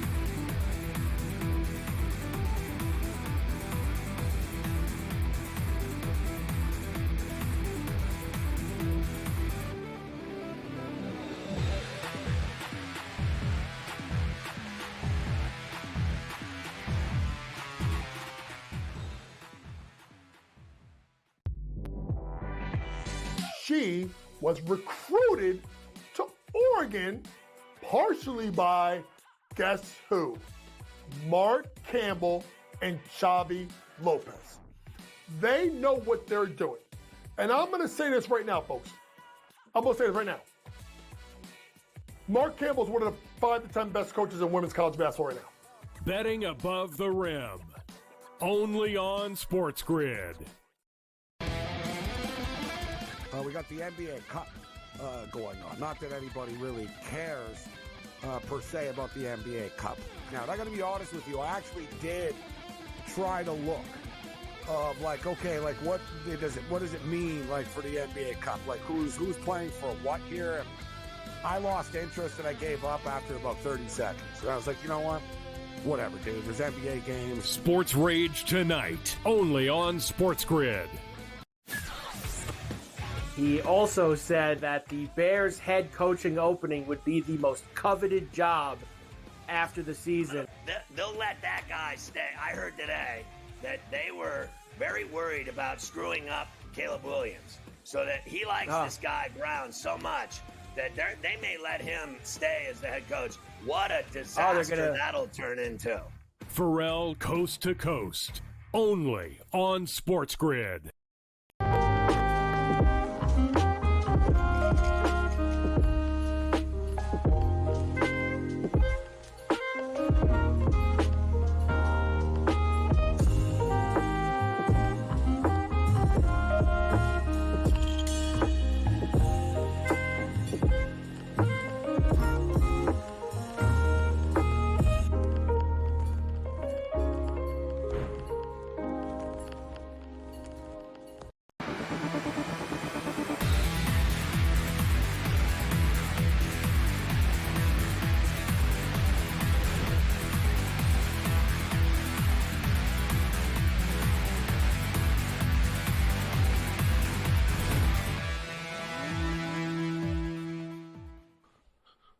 In-game live game day continues. I am Gabriel Morenz. We've got a couple more minutes with Dave Delano. Get Sports Strong. So the college football playoffs, the bracket is out, and it's Indiana and Notre Dame on Friday, December the 20th, the Friday night game. So that's right. We got Friday night college football playoff games this year. I think the following week, too, they're playing on Thursday. But Indiana and Notre Dame on the Friday night. Notre Dame hosting the Hoosiers, an all-Indiana matchup here. So that's kind of a unique situation. The Irish are 7.5-point favorites. The total's 50.5. First thing that jumps off, from my opinion here, is the over here. Indiana can score on anybody. Notre Dame can score as well. This game is going to go over to 50.5. Obviously, weather is going to be a factor potentially outdoors at that time of the year. We'll keep our eye on that. SMU at Penn State. SMU are getting 8. Total 53. The Texas Longhorns host the Clemson Tigers. Texas are 11-point favorites, total 51.5. And the Tennessee Volunteers go to Columbus to take on the Buckeyes. Dave's a Buckeye guy, actually, total 47. What are your early impressions here, Dave, of the college football playoff bracket and point spreads? Well, early impression, just first impression is I like a lot of the dogs at first glance. And I actually think that Tennessee is a little bit undervalued. I think that this playoff is going to be interesting. I kind of wonder what people want to see. It's like there's 2 teams people can play, and there's 4 teams. Now we've got 12, but I think it's wide open. There's a lot of parity, but the way that Tennessee plays defense, I know a lot of people have been crowning the Buckeyes this year as the most talented team, $20 million roster. But the way that Tennessee team plays defense, I mean, Ryan Day and Chip Kelly are going to have to get in the lab. That is going to be a difficult game. I think that it's probably a 5 or 4 point game in that one. And Notre Dame, it's going to be interesting too with that. We'll see what Kirk Cignetti has for with Indiana going. I know that they lost that game to Ohio State. They haven't had the toughest strength of schedule, but Indiana's dominated the rest of their games. And Notre Dame, they haven't had to really play from behind. I think the best offenses they've really faced were Louisville and USC. I think that Notre Dame team, that defense is good. I think that they're a strong team, but with, can Riley Leonard, if they fall behind, make those throws on 3rd and long, we'll see. I think that Indiana could keep that close. And of course, with Georgia, we saw this earlier in the year, but what's their quarterback situation going to be like? With going to be Carson Beck? his injury didn't look good. Can we trust Stockton? So it's going to be interesting with a lot of those dogs. And I think that Penn State might be getting a few too many points as well. When you talk about the totals, I think that Penn State SMU game, just from first reaction, I think I like the over in that one. I think that that one's probably going to be a high scoring game. But I think that all these favorites they're giving them a little bit much for home field, in my opinion. I think we got some live dogs here. I think we got live dogs as well. So Clemson's at Texas. The winner will play Arizona State in one of the bowl games in the quarterfinals. So like the Fiesta Bowl, the Rose Bowl, whatever, all those bowl games. The traditional bowl games are the quarterfinals this year. So Clemson, Texas, the winner plays against Arizona State. The Ducks are the number one team in the country, and therefore the reward they get is they get the winner of the Vols and the Buckeyes. Not easy. Boise State gets the winner of SMU and Penn State, and Indiana and Notre Dame winner will play against the Georgia Bulldogs. I said last week I'm sticking to my guns here. You know, I'm not stepping out on a ledge and saying this, but I think the Ducks are going to run the table and win it all, Dave. Yeah, I mean, when you look at Oregon, it does seem like the most kind of complete when you've looked at what they've done this season. I think that people haven't really been giving them a lot of credit, even when Ohio State won that. I mean, when Ohio State lost that game, they beat Ohio State. A lot of the talk was that Ohio State should have won, even though Ohio State didn't win. The Boise State game was close, but every time Oregon they keep passing each test, I still think that there have been a lot of criticism as far as why they're not the best team. And I think that a lot of people have been trying to put Ohio State above Oregon for whatever reasons, even though they didn't do it on the field. So I think this team should have a chip on his shoulders, and they're, the one team that does not have a blemish on their schedule. So yeah, they're probably the team with the fewest question marks. Thanks for bringing that up. I mean, that's Texas Clemson in the first round, but when you look at Georgia later on, they've got a lot of question marks. Dave Delano. Great stuff, Dave, as always, my man. Get sports strong.